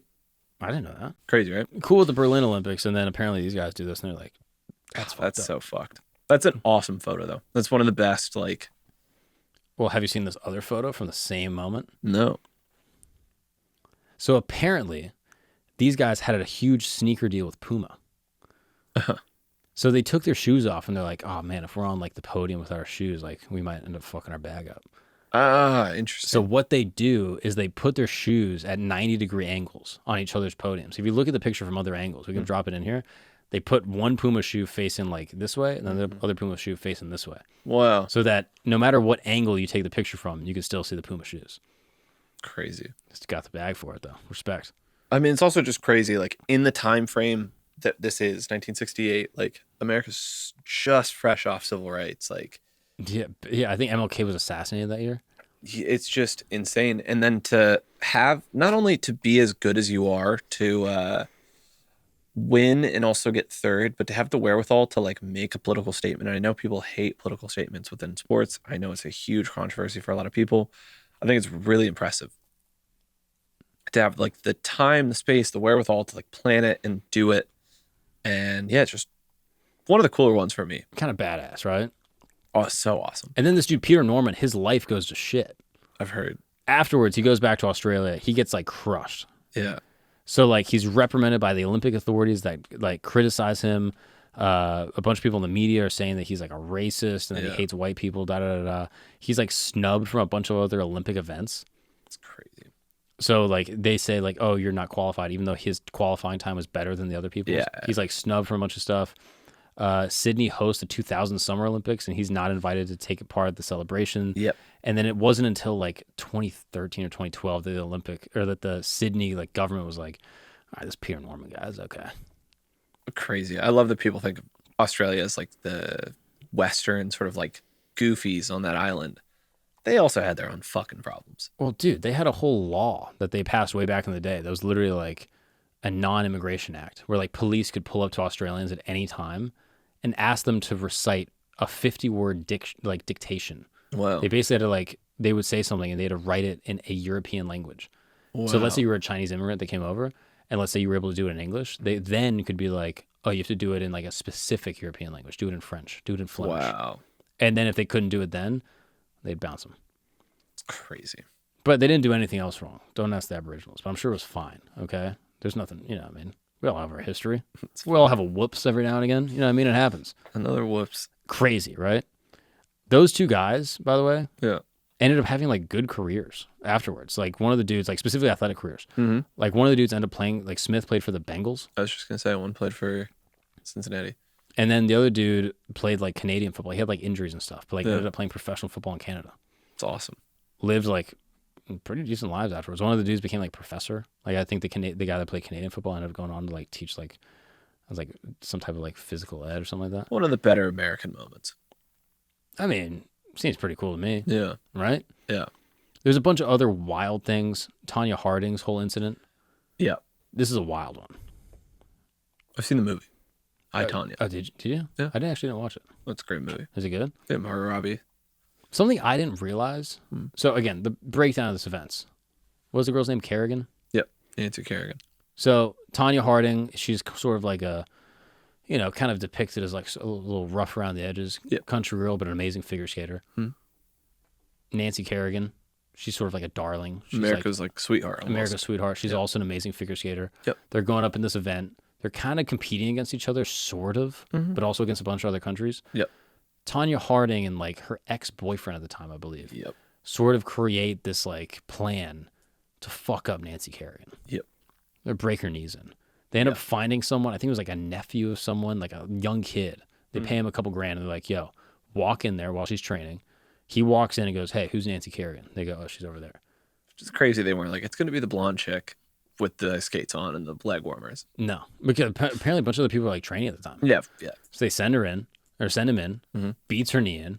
Crazy. There's like infamous video of her being like, what the fuck? It's I wonder if we'll get flagged for it, but it's a crazy video. And the sound bite from that video is really, I don't want to say iconic, but it's really like, it's played a lot on the news at the time. And it's like played in history a lot. What do you mean? The Y video? Yeah, the Y video. Yeah. I mean, like it's everywhere. It's like insane. It's like why is there a hitman like trying to attack people? It's crazy. They end up seeing like security camera footage of like her talking to like the assailant. Yeah. And then the whole thing blows up. Nancy Kerrigan recovers, ends up getting silver. Yeah. Tonya Harding gets 8th. It's crazy, right? Like not even. Yeah, Tonya was like a little delusional on her like position. Like at best, she would have got 7th. Yeah. That's insane. Yeah. It just seems like not worth it. But I at don't all. think someone who's using like their logical brain and like their smarts, quote unquote, would have put themselves in a position where they would do this. But yeah, it's an insane time in history. It's also just a crazy like video. Like the movie's great. There's a 30 for 34. That's also awesome. Mm-hmm. That's a wild one. I think my favorite figure skating moment in the Olympics ever, Surya Bonali performs an illegal backflip at the 1998 Olympics. Oh. Have you ever seen this? No. This is insane. So I don't know the exact details. I got to look into it. This is the premise of Blades of Blades Glory. of Glory, literally. Yeah. I wonder if it was based on it, low-key. I also think that, while you're pulling this up, I also think The Ringer is based off the 2000 Olympics Spanish scandal. I just want to say that. I think both were like pretty well informed. Makes sense. So she's doing a free skate. I think that she's not eligible to medal at this point, if I'm not mistaken. I'm not exactly positive. And it's basically illegal at this point to do this move she's about to do. There are still like illegal backflips. Yeah, it's like, figure skating. which is crazy. I'm like, if you can do that shit, do it. No, it's like too dangerous apparently. And this is a sport where It's the Olympics, bro. The whole shit is dangerous. You're allowed to go downhill at 150 miles an hour, but you can't do a backflip. Like, yo, if you can't do it, don't do it. That's fair. So I don't think she's eligible. And I think that she's also been dealing with like racism. She's a black woman figure skating. Like she's dealt with fucking a bunch of racist bullshit. And she's basically just like, you know what? Fuck it. I'm going to bust out a backflip at the Olympics just to show these motherfuckers that I'm nicer than all of them. So here she is. She's just cutting it up. Crazy. Bang. Rips a backflip on the ice. Wow. And she knows like, yo, I'm disqualified. Like who gives a fuck? That's amazing. It's just insane. Got to be the most badass figure skating moment that ever happened. Yeah, that's sick to be like, I ain't going to medal, but I'm going to show y'all up. Yeah, and just like flexes on everyone just for the strength. Just like, yo, I want to show y'all what I got. That's the 98. Yeah. Wow. It's insane. There's a bunch of like random little details in here, like little facts that are just like amazing. Mm-hmm. Do you know who the only person that ever medaled in an Olympics, got a gold specifically, and also won an Oscar? Oh, There's God. no way in a million years you guessed this. You know exactly who the person is. Kobe Bryant. Oh, I should have got that. Won gold in the Olympics, and then later won an Oscar for his animated short film, Dear Basketball. I would have. That's so annoying. No way in a million years you would have got that. That's annoying. Do you know who the guy that basically changed high jumping forever? Oh, yeah. It's the guy who like jumped backwards instead of forwards. I don't know his name. Dick Fosbury. 1968. Yeah. He busts out an over the back arch like flop. Before this, basically people would try to jump and they would like scissor jump. That was like the known thing is you would kind of go and like get one leg over and then the other leg over. This guy couldn't qualify for like his high school team. It's crazy. And he was like, oh, I can't qualify for any of these meets, Figures out another way. Yeah. And slowly is doing it backwards, like going shorter and shorter, or like doing it really low and then going slowly larger and larger. Until eventually he's like crushing these big jumps. Wow. And his high school has to put in specific mats for his flop. Wow. Ends up going to Oregon. Starts like breaking records there. Wins a national championship. Best track cool. Yeah. Crushes. Yeah. With this brand new thing. He goes to the 68 Olympics. Revolutionizes the whole event. Busts out this backflip. And after that, I think the very next Olympics, like half of the Olympians are doing it his way. Yeah. the Fosbury flop. Yeah. And then ever since then, everyone does it the same exact way ever. It's crazy, right? It's insane. One guy just revolutionizes the whole thing just altogether. Tony Hawk, 900. Yeah, exactly. And then ever since then, it's like, boom, everyone does it. Yeah. So he's just like a legend that like changed the game forever. At a certain point, I think in the Olympic Games, he's ends up jumping like 7 feet, which is crazy. I don't even know what the record is now. That's crazy. Wild, right? Yeah. Some other crazy like podium antics. Mm-hmm. There's this dude, Polish guy. Don't say his last name. His name is impossible. Kajuko, let's call him that. He's got letters in his name that I don't even know what the L with a slash. Kazakiewicz? Władysław Kotakiewicz. Nice. 1980 Olympics. We killed that. Competing against the USSR in Moscow. He's literally 1980s. 1980s. We didn't go to this one. No, this is the one we boycotted.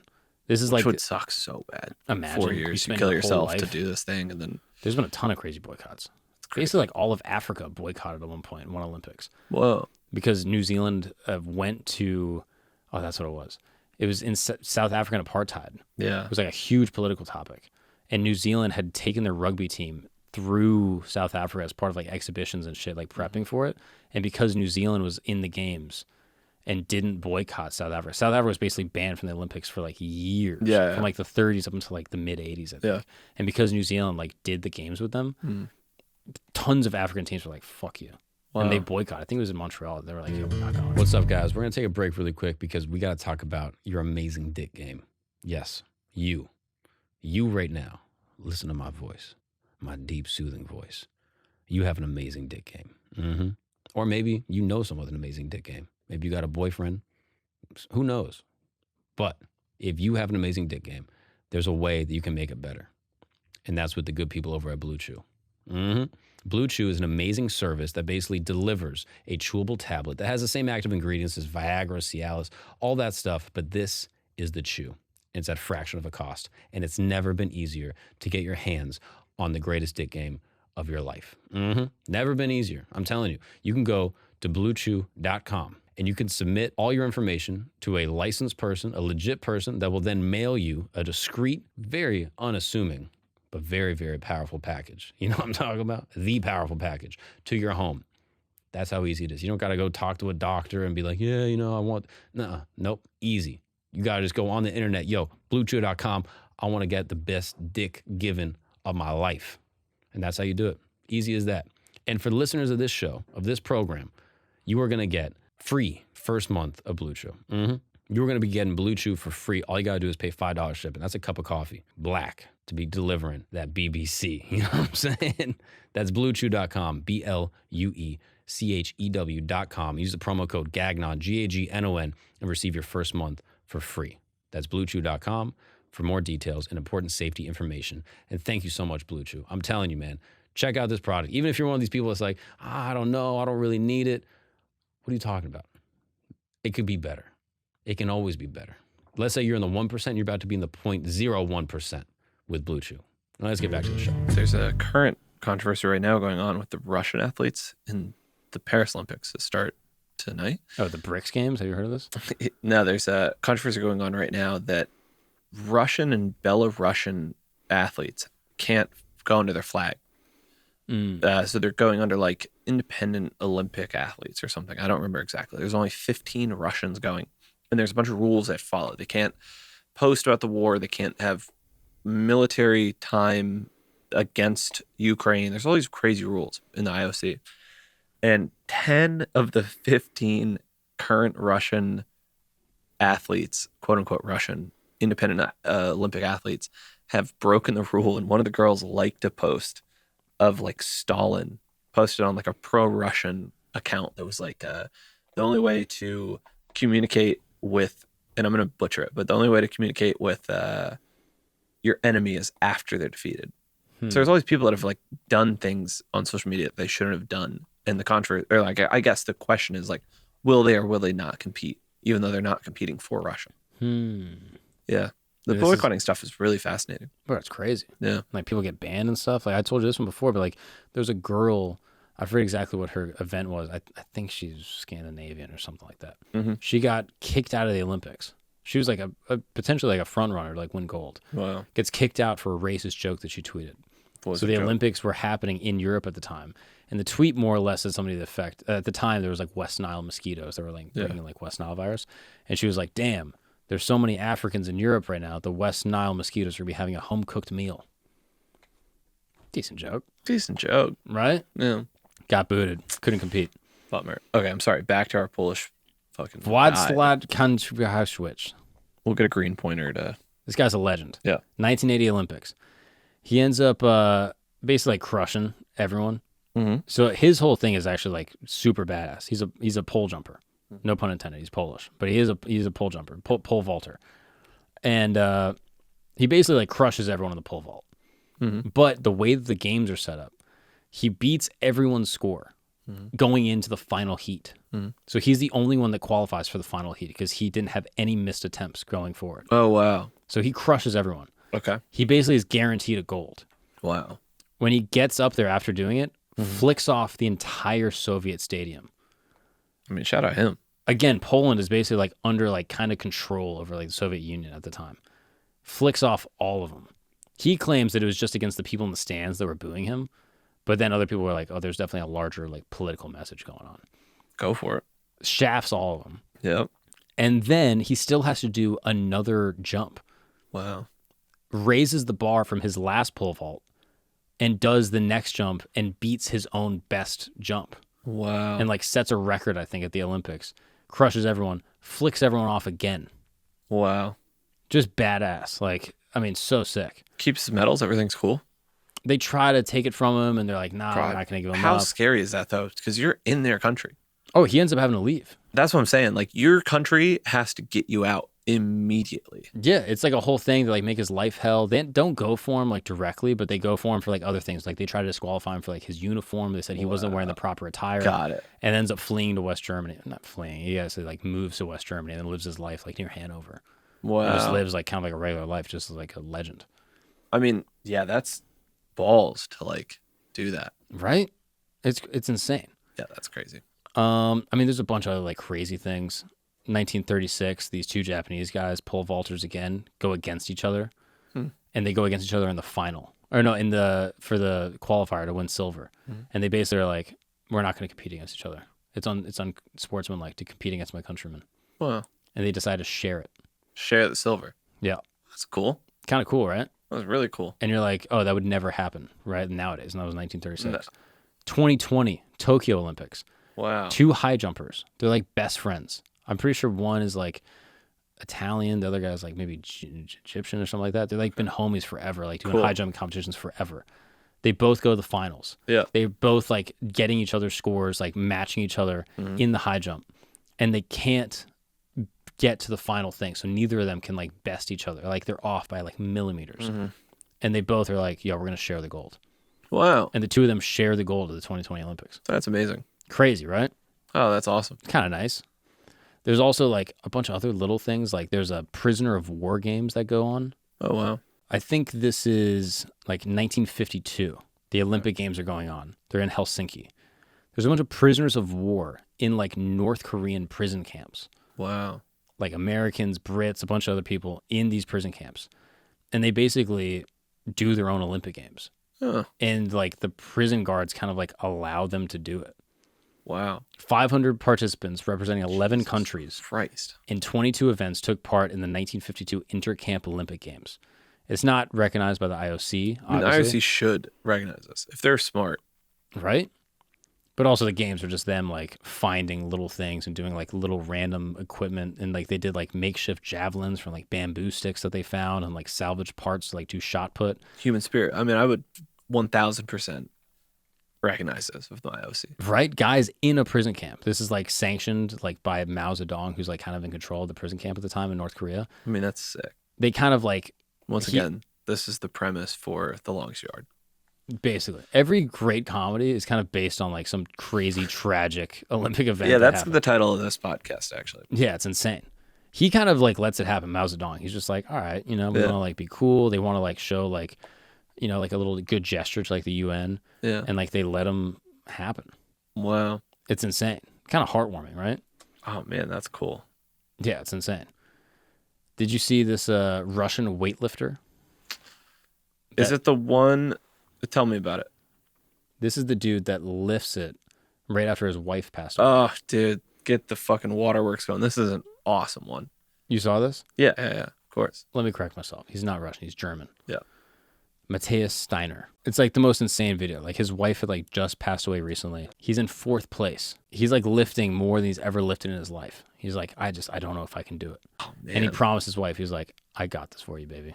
How sick. And then pulls it home. Right? Watch that one at like 2 a.m. when you're up too late, just scrolling on your phone. You'll get a couple tears in the eyes. Oh, it's insane. It's amazing. Okay, just to end, let's just go on like 2 like morbid, weird ones. Okay. In the 2024 Olympics, the ones happening right now, Yeah.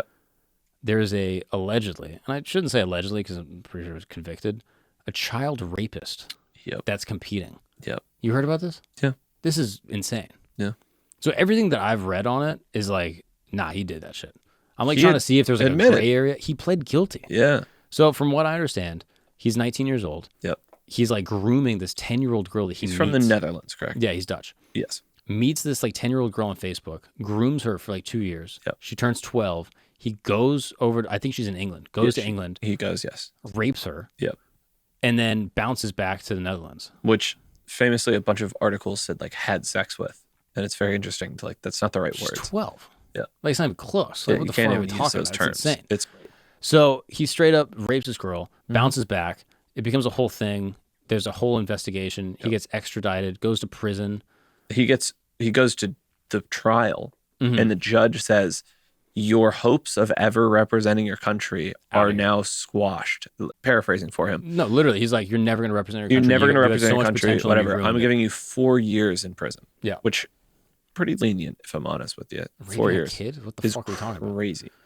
He basically, I think does- after like a year. Does maybe 2 at the most. I don't know the exact details, but under 2 years, and then gets a deal with the Netherlands. England and the Netherlands do a little deal, and they say, hey, we'll give you him back, put him in jail. He gets retried in the Netherlands, found guilty, and does 1 more month. Yeah. I think he does under 2 years total time in jail. Yeah. And And then makes it to the Olympics. goes and plays the Olympics in men's volleyball. Yeah. Correct? And That's- they basically, they're like, all right.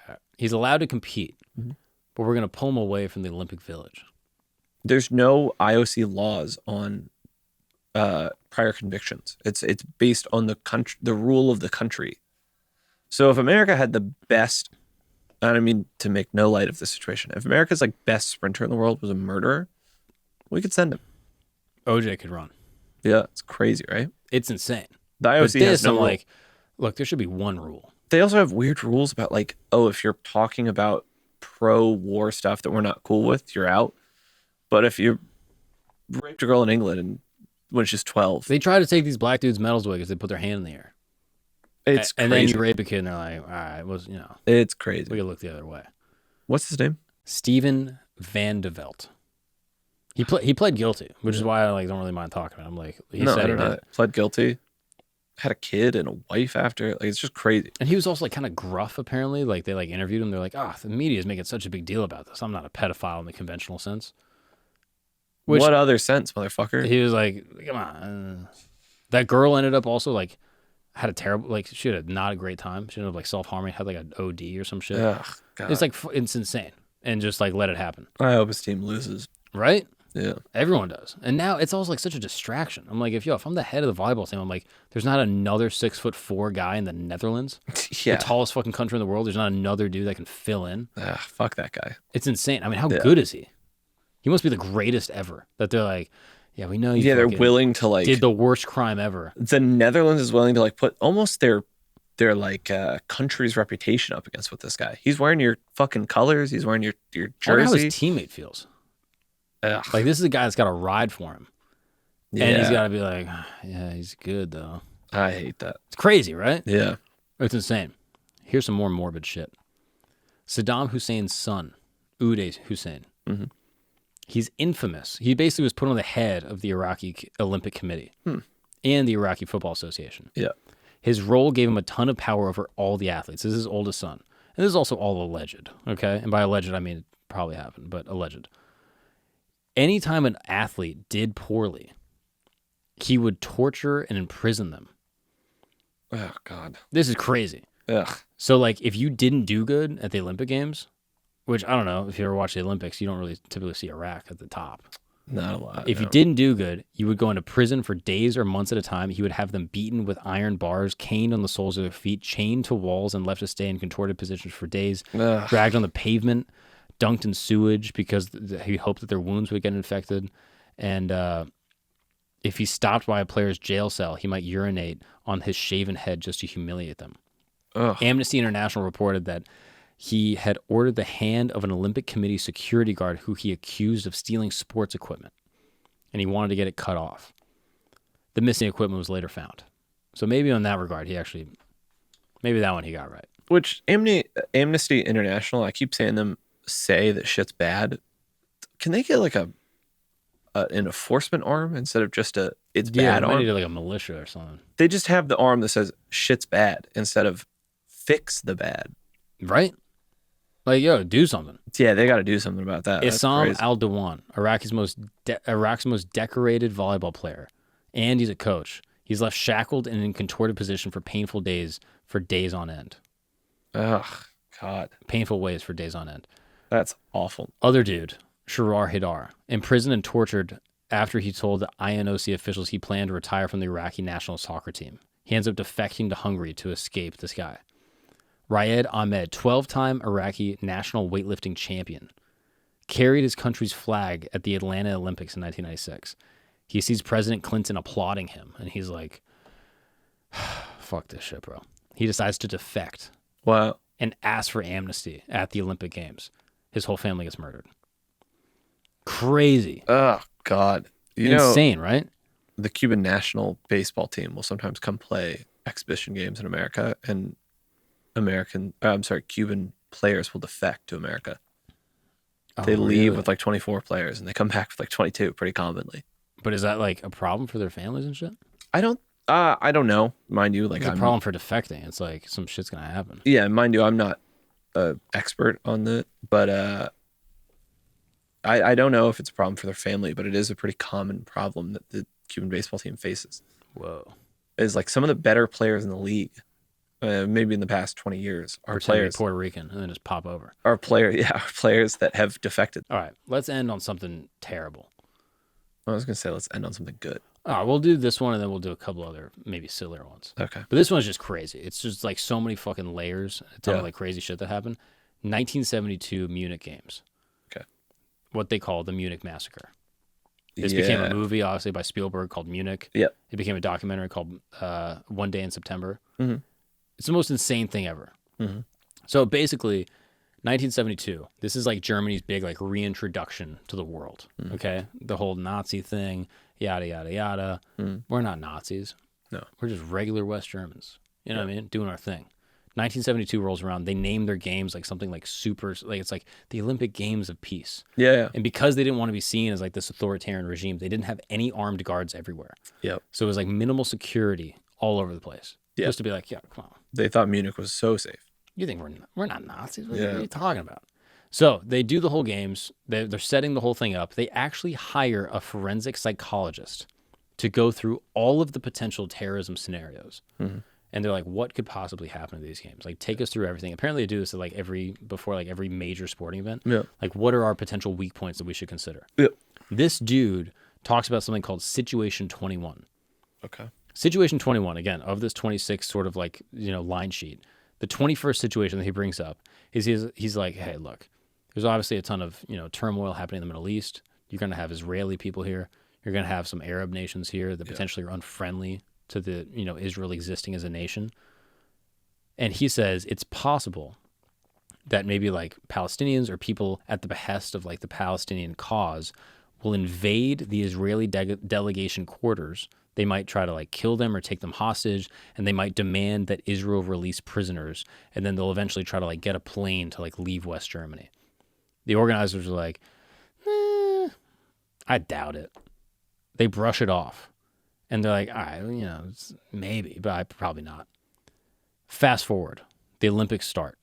There's a group called Black September. Okay, this is like a radical faction of what's known as the PLO, the Palestinian Liberation Organization. Black September is like a radical terror group that's like trying to fuck up Israelis. Cool name. Black September. Yeah. It's like very on point. It's like very, it's like, September is the time. Cool name. They basically create this group that's going to go in, and this is their plan. Yeah. We're going to take a bunch of Israelis. We're going to take them hostage. Weirdly, by the way, the leader of this group that goes in, of these terrorists, he's the son of a Jewish mother and a Christian father. Wow. Half Jewish. Pretty crazy, right? Huh. They basically go in, they're like, hey, look, we're going to kidnap all these Israeli athletes, and then we're going to request the release of 234 Palestinian prisoners who are being held in Israeli jails, as well as Red Army faction founders, Andreas Baader and Ulrich Meinhof, who are also in prison. It's like a far left, like radical group. Weirdly enough, Baader and Meinhof, those two people, also the name of when people have like this like weird psychological phenomenon where like it's known as like the Baader-Meinhof frequency illusion. Huh. This is like, I'm going to buy a red car, and then you notice that there's red cars everywhere. Ah, interesting. It's like, some people call it like recency bias. Or things like this. Like, you're like, you'll hear something, or like you'll try to buy a car, you'll try to name your kid something, like something will come up, and all of a sudden you notice it everywhere. It's interesting. Sometimes people reference that exact phenomena when they're dispelling the myth that your phone is listening to you, and that like because you talk to your friend about curtains, and then curtain shows up on your phone. Yeah, it makes a lot of sense. Yeah, you just don't notice the other curtains. Weird. And then when you talk to your friend, you're like, wait, I was just talking about this. Yeah, and also you've already searched your ottoman, you've searched whatever, and then they go, this guy probably needs curtains. Right. He's moved into a new apartment. Yeah, exactly. So weirdly, there was like a sociologist that was like writing about them, and once he like wrote their name down, he all of a sudden started noticing that like they were popping up all over literature, and he was like, this is such a weird phenomenon, and wrote about it. Wow. Completely unrelated, but they were trying to get them released from prison. Wow. If you end the story now, it's just interesting. Yeah, it's just like, oh, what a fun fact. It's not fun. It gets way worse. September 5th, 1972. With the help of West German neo-Nazi groups, this terror cell basically, they break through the security. And by the security, I mean there's a 6-foot fence. 4 dudes won't stop. Literally, and apparently there were some other people that were also breaking in to like go party at the Olympic Village, and some of them were maybe athletes. It's not really sure. That kind of like told them where to go, just like incidentally. They were like, "Yeah, we're jumping over this." Where's fence. the party? They go to the left. Yeah, exactly. It was just a bunch of people partying for the Olympics. It was like completely fine. It was like, yeah, we're all having fun. And apparently, the Olympic Village is just like people partying nonstop. Fuckfest. So these terrorists break in. They find the Israeli quarters. They bust down the door, and they awaken like 2 Israeli like coaches. Okay. The guys like start fighting immediately. One of the guys is able to like hold them off while one of them gets away. It becomes like a whole ordeal. One of these dudes is actually like just a complete badass. Like he like handles them. He ends up getting shot in the face. They're like, yo, take us to where the Israeli quarters are. And he's like, there's no Israelis in this building. And some people are like believe that like that building had like were housing a lot of like women athletes, and he was trying to protect them. And he was like, I'll show you where they are. And he takes them to where all the Israeli wrestlers are. Wow. And he's like, maybe if I can get the wrestlers on board, they can like fuck these guys up. It's like super quick thinking. He's also shot in the face, by the way, like literally wounded, taking these terrorists. And he's like, all right. Takes them to the wrestlers. While he like walks into the room, he ends up like knocking one of them unconscious and stabs another one. He's like fucking them up. Wow. Alone. He's taking on all these dudes. He ends up getting killed. Yeah. Another guy tries to fight. He gets killed too. Those are the first 2 deaths. Those are the first 2 that die, and then 9 others are taken hostage. Yeah. They're basically taken as hostage, and then they're tortured for the duration of like the hostage negotiation. Mm-hmm. It's like a whole thing. The police all of a sudden hear about this, and they're like, "Oh shit!" The games are continuing to go on. Like like that happened at night. The next day, the games continue to happen. Yeah. The Munich police are trying to like negotiate. They're sending them they're going back and forth. They're sending them a list of demands. And these terrorists are not fucking around. They give them a list of demands. They're like, every hour that goes by that we don't get these prisoners released, we're going to kill another hostage. Wow. And then they throw the body of one of the guys out on the street. Ugh. And they're just like, yo, we're not fucking around. The Israeli prime minister goes, fuck you guys. We're not negotiating with terrorists. We don't play that shit. Like, get it back in blood. We're not fucking around. Tough people. And they're just like, yo, we don't play. So then basically the Germans like offer like an unlimited amount of money for the release of the athletes. They're like trying to negotiate with them. Apparently there's some people that even offer like take their place. There's like an Egyptian official that's like, yo, like I'll go. Like there's a bunch of people trying to like offer deals. They're like, yo, we don't want any of this. They refuse all of it. Apparently Mossad comes in and they're like, yo, let us step in and try to handle this. Like we have like specific like counterterrorism experience. And apparently the Munich police just like decline it. But then even that is apparently disputed. It's like a whole thing. The game's go on for 12 hours before any type of halt. And then eventually they hear about this whole fucking hostage situation. They halt it for 36 hours. I was going to say, they take like a couple day and a half off. And the Germans love being on time. So they're like pissed. You know what I mean? So their first plan for the police is they're like, hey, we're going to crawl through the ventilation. We're going to get up there. We're going to kill all the terrorists. Yeah. Here's the problem. The media is broadcasting the whole thing. The whole standoff is live on TV. Everyone around the world is watching. And the people in the fucking... And the terrorists. Yeah. They're also watching. So they know where the sniper positions are. They can tell where everyone is. Yeah. And so they just don't go outside. And they basically tell the police, like, yo, if you guys jump in here, which we know you're going to do, we're killing everybody. And the police are like, fuck. It's like, how do they figure this out, dude? Damn it. So basically the terrorists, after a while, they can't really like reach any type of negotiation. They basically say, yo, get us a helicopter, take us to someplace. Take us to someplace that's friendly, take us to Egypt. And they basically like arrange this thing. And they're going to take them from the Olympic Village in a helicopter to the airport. Yep. From the airport on an airplane. From the airplane, they're going to go to Egypt. That's the plan. But here's what the Munich police are working on. Hey, we're going to get an airplane, 747, and we're going to put a bunch of flight crew on it. But the flight crew are not regular flight crew. They're actually police. Yeah. And once you guys get on the plane, the police are going to jump out. They're going to knock all you guys off. Apparently, a couple people, like I think like the mayor of Munich and like another Olympic official are actually allowed into the hostage standoff. Okay. And they're let in to like go and like talk to them. Okay. And they walk in and they see the people. They're like chained up. Like the hostages are like getting tortured. And they note that there's like 5 terrorists. There's not 5 terrorists. There's 8. But they're like, oh, I think there's like 5 or something like that. I mean, you count better. You would think like it doesn't matter. Just get everyone that's you can get to like kill these guys. Also, just count better. So this becomes a point later on because it becomes an issue with how many people that they have staffed. So they bring in all these police and they're like, all right, we're gonna put you guys on the airplane. We're gonna put you as like flight crew. Got it. And the flight crew is like, all right, bet. Again, flight crew police. They're like, all right, bet. Let's do it. Last minute, they call it off. They're like, hey, this is a suicide mission. The crew. They're like, we're not doing this. They leave without telling Central Command. Oh, Jesus. And so now their plan with the whole flight and the flight crew, that's out the picture.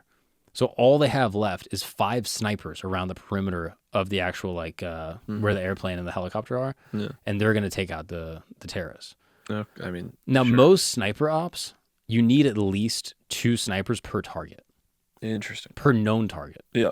So if you got, like, hypothetically 5 terrorists, you're going to need 10 snipers at least, but typically they'll do, like, 12 or 14. Wow. And they have, like, very organized attacks on, like, how to take care of all these people. That's not what they did. They had 5 snipers. These snipers don't have sniper training. A lot of them are volunteer. They don't have optics or night vision. Oh, Jesus. And they're the ones that have to take on all the terrorists. I know it's 72, but get the Americans on this. Such a nightmare, bro. Get Mossad or the Americans. Helicopter lands. The main guy, the leader of the whole thing. Yeah. He pops out. He's like, you guys stay right here. I'll be right back. Let me go check out the plane. Like, he's like super paranoid, obviously. He like checks out the bus that drives him. He like checks out everything. Yeah. He goes to the plane, sees that there's no crew on the plane, and he's like, Okay. It's a little weird. There's no crew on the plane. Yeah. He knows it's a setup. Immediately runs back to the helicopter. He goes, yo, guys, it's a setup. And as he's running back to the helicopter, all the snipers start shooting at him. It's like a whole, at this point, it's just like, it's just a fuck up. They don't even get him. It's like they hide under the helicopters. Again, the helicopter's also supposed to land in a way that gives the snipers like a clear line of sight. Mm-hmm. They don't land in the right way. I hate this. It's not communicated properly. The terrorists jump off, like they're hiding underneath the thing, underneath the helicopter. They start shooting out the lights of the actual airport. So now it's like pitch black. No one can see anything. They do like the standoff for like a couple more hours. They start shooting. The pilots end up getting away. So at the end of like this whole firefight, one of the guys ends up throwing a grenade into the helicopter, killing all the hostages. All the hostages that are living, they just spray them down, kill all the rest of the hostages. And it's just a fucking, literally like the biggest fuck up ever. The cops are like shooting each other. One of the snipers gets hit. One of the pilots gets hit. Oh, God. It's all the hostages die. It's crazy this is the Olympics also. This is at the This is happening during the Olympics. It's crazy. 5 of the terrorists die. 3 of them live. They end up getting put into custody. One of the pilots gets shot. They report on the news, hey, actually, the terrorists all lived, or all the terrorists died. All the hostages lived. That's what they report on the news initially. So everyone's like, oh, nice. Nice. We win. And then all of a sudden, one of these guys gets back on the news and is like, they're all gone. Oh, Like God. Infamously, is like, yeah, it was all fucked up. What a nightmare. It's a huge fuck up. Yeah, what a fuck up. Sorry. They decide all the bodies get delivered to Libya of the terrorists that died. Mm. So they end up sending their bodies back to Libya, and like they're given like a hero's burial. Oh, God. 3 of the terrorists that are held in prison Mm. are still there. Mm. All like the hostages, obviously, like they all have their own burials. What's crazy is that's not the only casualty at the memorial. The cousin of one of the victims gets a heart attack during the memorial. Oh, wow. That's a detail that no one brings up. Of like the 11 Israelis. Wow. One of their cousins is at the funeral, and he's literally of like a broken heart, dies. Ugh. Crazy. The aftermath is where it gets insane. So, 3 of the terrorists are in prison, right? Yep. The Olympic Games go on. They end. The Israeli team pulls out all their athletes. And at the very end, they do like a speech that's kind of like weird. They don't really acknowledge it. And they're like, you know, in the face of terrorism, we all stand up and unite as one world, or something like that. It's like kind of like, they don't really like give a lot of, I don't know, it seems like they don't really have, they're not very apologetic. Weird. Or anything like that. A month later, Lufthansa Flight 615 is hijacked. This is flying from Europe over to Syria. So from Germany to Syria. I don't know exactly where. Okay. I don't. Okay. I don't know exactly where it leaves off. It might be Germany. Got it. It's flying over the Middle East. Hijackers take over the plane and they say, "Hey, if you don't release the 3 terrorists that did this, we're blowing up this whole plane and everybody on it." Interesting. This is like common pre 9/11, just for context. These hijackings happen all the time. Hijackings happened, and they were never like, we're gonna end it. We're just land us in a place we can, and we'll demand things that need to be done. Yeah. Okay. So that's what they do. And immediately the West Germans release the 3 terrorists, send them back to Libya.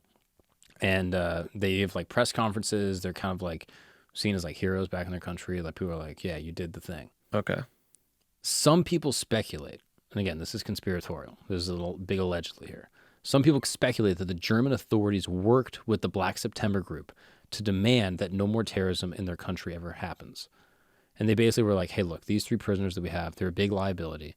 Yeah. They're causing a lot of problems. And they might bring more heat from other terror groups that are trying to get them out. Got it. So they're basically like, hey, let's work with the Black September group, either allow a hijacking to happen, either orchestrate a hijacking to happen. Again, no one really knows. And they say, do this hijacking, demand that we release them. Our hands will be tied. We'll release them. And then we'll call it a day. Yeah. Some people point out the fact that the plane that was hijacked, this is a Boeing 727. This can sit like 130, 150 people comfortably. Big plane. Yeah. Had only 13 male passengers on board. And immediately from the very first correspondence where they said, hey, release the prisoners, they did. Yeah, didn't even think about it. Yeah, they were just like, yeah, that's it. Wow. So the leader of the whole organization, not any of the terrorists that were killed, but a guy back, I don't even know exactly which country he was in. Yeah. One of the leaders, he basically says, I regret nothing.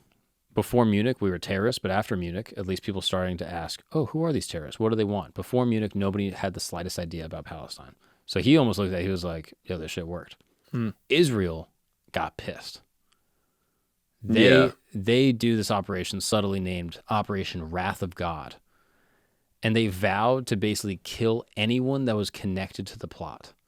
Wow. So literally, they send like Mossad and all of their like intelligence assets after anyone that was even remotely involved. This operation goes on for 20 years. Wow. Apparently 2 of the terrorists, they're not sure if one of them ended up living to old age. 2 of the terrorists got killed. The organizers got killed. The people that helped the logistics got killed. Israel just went after all of them. Wow.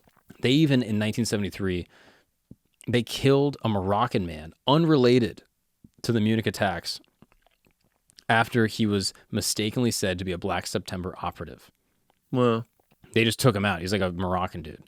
The agents were then arrested by Norwegian authorities, and they were convicted of killing him, imprisoned, and then returned to Israel after like 2 or 3 years. Wow. Crazy. They ended up just like wreaking havoc on everything. apparently there's like a big cover up that the West German government like went through. And this Okay, is like, so it's like a somewhat not confirmed, but more legitimized there's a bunch of conspiracy. like articles and shit that came out. There was like a journalist for like Der Spiegel, like a big like German newspaper that like published the whole thing.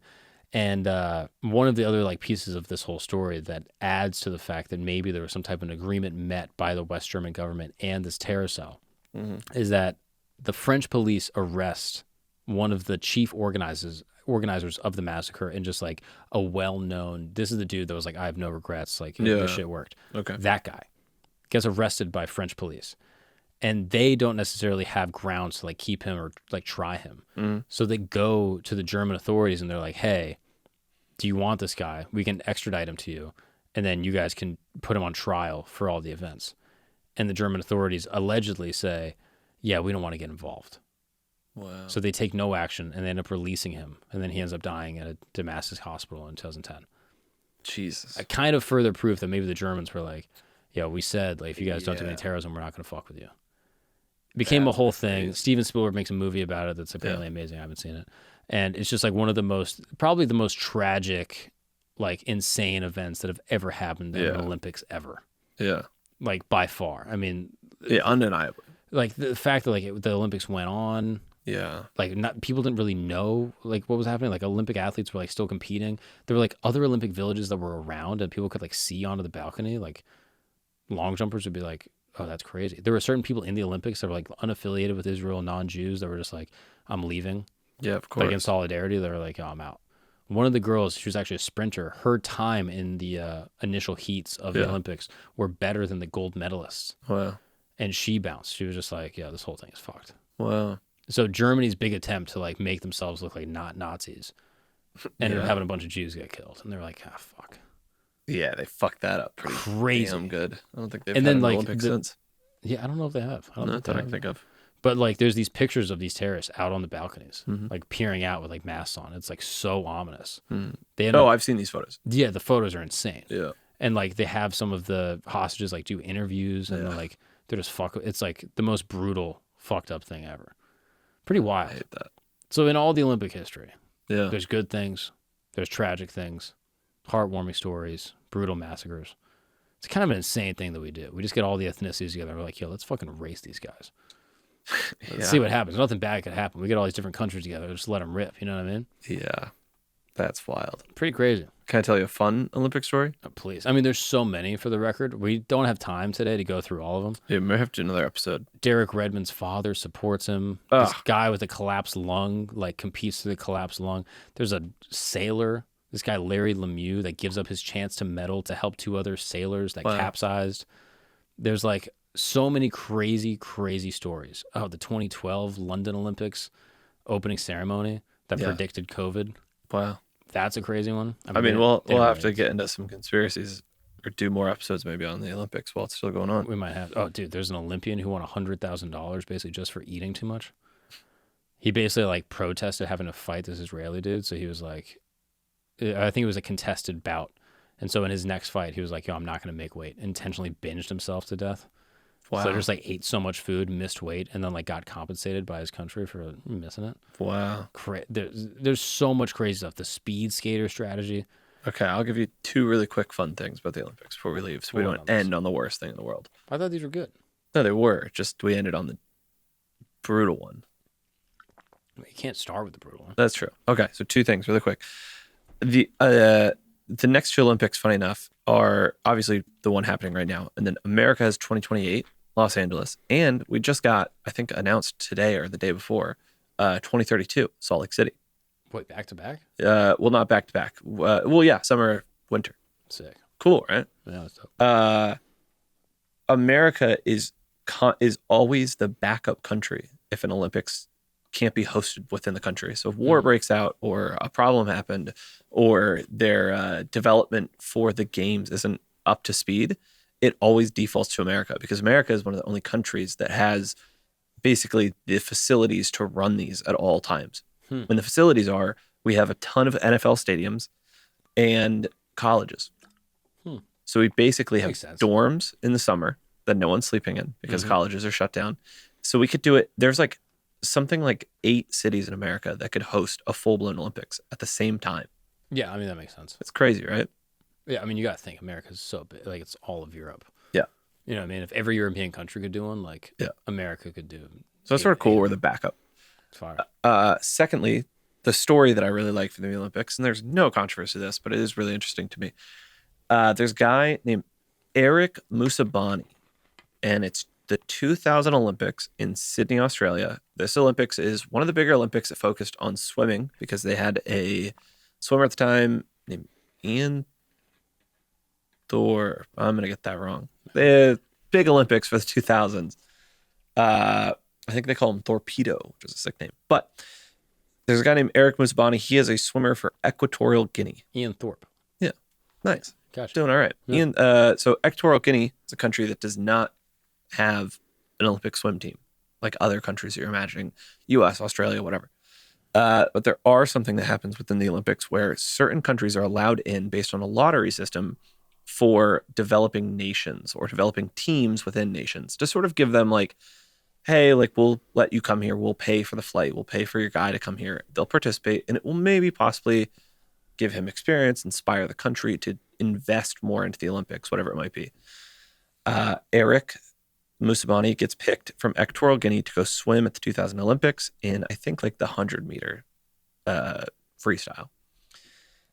Mind you, I would say average speed average time for someone in the 100 is like 50 seconds. 48's like pretty fast. 47's world record, but within the Olympics, like it's within milliseconds to seconds of each other.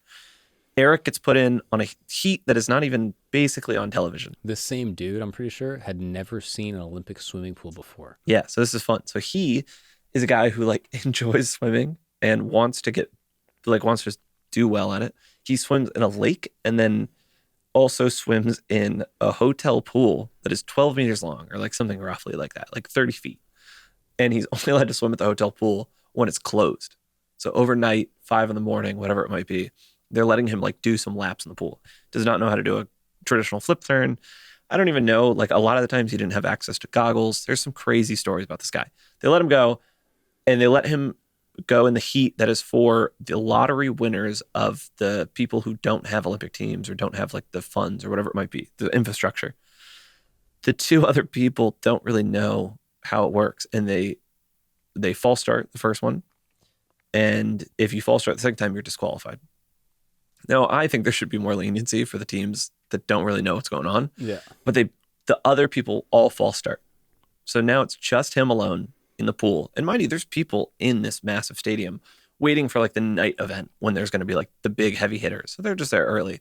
Eric then swims it alone, goes down there, gets to one side, turns around, comes back, famously says, the last 15 meters were really tough. And if you watch, you're like, damn, I hope they have lifeguards at this fucking event. He finishes it in a minute 50. I think it's like a minute 48 or something. So literally a full minute after everyone else would have finished if he would have been in like the final televised heat at night. But very cool. He finishes. Everyone goes nuts in the stands also. He wins the heat. Yeah, he wins the heat, which is awesome. Also, everyone goes nuts in the stands. Like there's no one else to watch. You got one guy like fully struggling to do it. Obviously should not maybe be in that situation. They go nuts for him. He finishes. It's awesome. They end up giving him the nickname Eric the Eel, which is awesome. Eric the Eel then goes back to his home country of Equatorial Guinea. And because of all the fanfare, people have donated and also countries willing to put money into the infrastructure. They get a pool, Olympic sized. He becomes the head coach of the Equatorial Guinea swimming team. That's sick. Isn't that amazing? And wins a heat in the Olympics. Ugh, that's so awesome. I mean, that's fire. I love the Olympics. Dude, I had one final fact that I haven't shared with you. This one might be my favorite one. Since the 1980 Olympics, no white male athlete has qualified for the 100-meter final in the Olympics. Wow. Only been black dudes since 1980. That's crazy. That's an insane amount of time. Yeah. Was it 44 years? That's a crazy one. And everyone's like, wants Matthew Bowling to be really good at sprinting. He's the white kid from Texas right now that like crushed the high school, just crushed high school. And they're like, he's going to be the guy. But that's insane. 1980. Yeah. I don't know if bowling's going to be the great white hope, I'm going to be honest, dude. 1980? That's insane. We'll see. This would have been his Olympic, but I think COVID sort of threw him off. 1980, bro. Damn. So that's something to watch out for. Yeah. Just saying, if you see a white dude in second, just remember this. He's making history.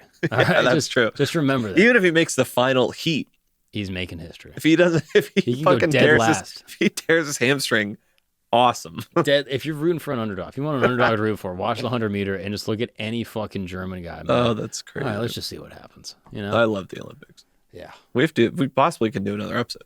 I have to see if the We're people gonna have to check that people out. want it. We might have to. I love the Olympics. I can't wait to watch all of them. Yeah, I'm gonna watch some of it. We'll see. I feel like it hasn't been as hyped this year, but That's gonna be awesome. maybe after this episode, you're gonna get people fucking bricked up. Cool. Thank you guys so much for tuning in. Appreciate y'all. This has been the craziest Olympic moments ever so far. It's probably gonna be crazier ones that happen this year. We'll do another episode. Thank y'all.